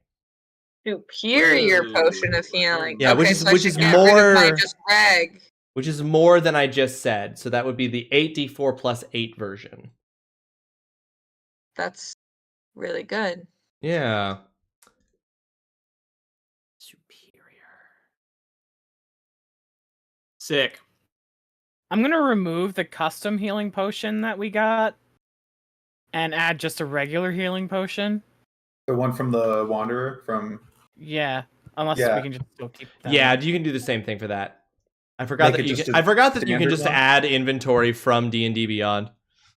So is it a standard potion of healing that we're adding, or the same type? So the one you just got now from the Myconoid is going to be the Potion of Healing Superior. The one that you Yeah. got earlier from Wyoming is just a regular Potion of Healing. Okay, cool. This was also giving you a regular Potion of Healing, but the combination of the fish, Lynn's performance, has elevated it to a Potion of Superior. Wait, do we have a regular potion of healing from some previous Some thing? people, some of you used it after the fight with the ants. Yeah, some of you drank healing potions after the fight with the ants. Okay. I know, I didn't use it. I'm going to take a potion of Featherfall. Yeah, and he offers you a Potion of Featherfall. You can go ahead and add that to your inventory. But with that, he does say, sorry, we got a strict policy here, just because like everybody needs, it's like to each their own need, but also like everybody's needs. So like it's like one trade per baby, I'm afraid, just so we can like, because we need these things too, you know what I mean? And he closes up his chest, like snaps it back into place, and he's like, hell yeah, brother. Next sunrise though, feel free to come back and check us out. Of course, there's not just a potion of Featherfall. Oh, is there no Potion of Featherfall in D&D Beyond? That would be convenient. Sorry, Apparently not. I went and made this guy's inventory based on things I thought it would be cool for you guys to have, and not based on what's available in D&D Beyond whatsoever. I mean, you can make up a potion. Why not? Yeah. Potion of Featherfall sounds cool. Yeah. Yeah, I can literally just add it myself as a Yeah, custom you can just custom it very easily. Yeah. But there you go. So you have acquired the Potion of Hill Giant Strength, which you need to open the door into Grandma's bedroom. Yeah, there you go. We are getting close to the end of our scheduled time here. So what is it that you would all like to do having done that? Can I just ask them? Because I'm assuming that's what's on this cheat sheet is like common knowledge to us. So Yes, it is. I will ask. The Wanderers say there's something weird going on in your community. What is that? Oh, I tried to do that in a chill way with that insight check, but we can. Oh yeah. Outright ask them. Like, what do you, brother? Life is weird, you know? You wake up one day and like maybe you have an extra arm that grew during the night because of the fungal growth of your body. Like, we aren't here to judge. We don't judge nobody for nothing, okay? Nothing weird going on up in here. At least no more weird than normal. You have to be more specific. Do I think he's telling the truth? Give me an insight check.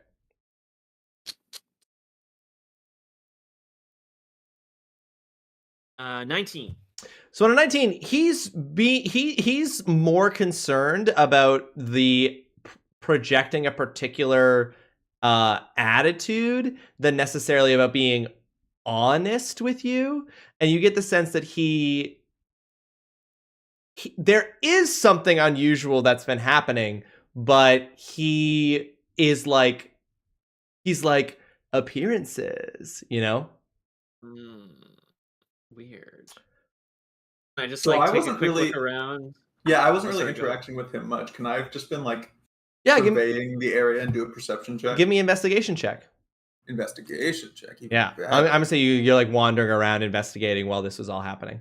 14. With a 14, you do come across, you come across a myconoid, and this gardener is like, they're at this like potato sprout. This like line of potatoes, and they're just like tearing into the dirt, trying to get to the potato. And a couple of other gardeners come by and they're like, whoa there, son. Chill out a little bit. I feel like you're having a little bit of a temper whimper. Let's take you on back to relax, shall we? And they like kind of scoop this one up, and it just like is tearing at the air now, and they like carry it off. They're like, don't worry, you're gonna get another chance to come back to yourself just like everyone else has in but a moment, brother. And they like take them off to somewhere So else. they were in the able. garden. They like touched him and did not also. Yeah, get, they like, picked him up without any issue and carried him off. Where are they carrying him to? Just somewhere else in the garden, just a ways away. You'd have to choose to follow them, but then you'd be leaving your companions behind. Unless they sorry, also follow them. that was to you, Jasper. That was Hoot. I have disadvantage on stealth, but also I feel like I wouldn't be trying to be stealthy, so having disadvantage on it makes sense. Yeah. So I might. But you also still, I mean, have we been out here for an hour? I'm gonna say it's getting up there. You guys have been doing a lot of stuff, crisscrossing the yard. We're obviously condensing time, and you cross the yard, but it's pretty big for you guys to be making your way across. So we're getting up there. But if you're asking if you would still have Pass Without Trace, yes, you still have it. But just as a reminder, you've been out here for quite a bit. Mm-hmm. Can I? Okay, yeah, I'll go for it. I'll sneak. Yeah, give me a stealth check. But we all have to sneak for Pass Without a Trace to still be there, right? Because Pass Without a Trace works as an area of effect around the person who casts it. Let me see. For the duration, each creature you choose within 30 feet of you has a 10+10 bonus to dexterity stealth checks and can't be tracked except by magical means. But they have to stay within 30 feet. Yeah, I think from that wording they have to. I don't know if what that's saying is each creature I choose within 30 feet. Yeah, or if it means that every creature within 30 feet of me, right? Yeah, it doesn't quite specify. If Yeah, they one go sec. Out of range, that it stops. Well, I just know how it works in Baldur's Gate 3. And how it works is you have to be near them. That work differently. Yeah. The effect of the spell emanates from you for the duration of the spell, so it moves with the caster. Okay, I mean, I can sneak, but you have to tell me. Yeah, so we're gonna say that Hoot has gone off and done this without you because of just the way the scene is played out. So I'm gonna get you to roll that stealth check with disadvantage. I got a 15. You got a 15. With a 15, you're actually able to follow them. Like most of this, they don't care. You know what I mean? Yeah. They're kind of just like, whatever, dudes. And so you follow these two, and you see that they take this guy back to this little brambled cage space. And they kind of are like, all right, dude, just get on in there and you just take a second with yourself and you get back to yourself and we'll let you out just as soon as you're feeling hunky-dory again. And they kind of close the door, kind of lock it. And the guy inside is digging now at the dirt. And you can see that the dirt is the ground here in this spot in the garden is there's trenches dug. And you just watch as this person digs and digs and digs and digs and keeps digging at the dirt. Just like they were before, but seemingly without any care about where they're performing the action. And so this gardener just keeps digging into it. And then... Are they the only gardener in the cage? They are the only gardener currently in the cage. And then give me a Arcana... give me a Wisdom saving throw, Hoot. Those are two very different things. They are. I'm realizing what effect I'm actually asking you to react to. 11. In 11... You see it pass over you. This sheen on the air that passes through you. You see it hit the gardener, and the gardener pauses for a second and then continues digging. The wave passes over the two myconoids who are walking away. Oh, that's whoops, I rolled a d12 instead of a d20. You see it pass over the two of them. They walk unaffected, seemingly don't even notice it. But it hits you. As soon as it passes over you, fire. A giant, dirty skull floating in the air turns. This is your first time seeing this. Turns and beholds you and says, "Oh, I must say, each of you grows more interesting to me the more I see you. Tell me, what's your name?" Hoot. Hoot. A simple name for a simple mind. You just want to go back to your parents, don't you? Yeah, but I'm coming to terms with never doing that. I understand. Loss, being separated, it's frightening. Don't worry, though. I'll help.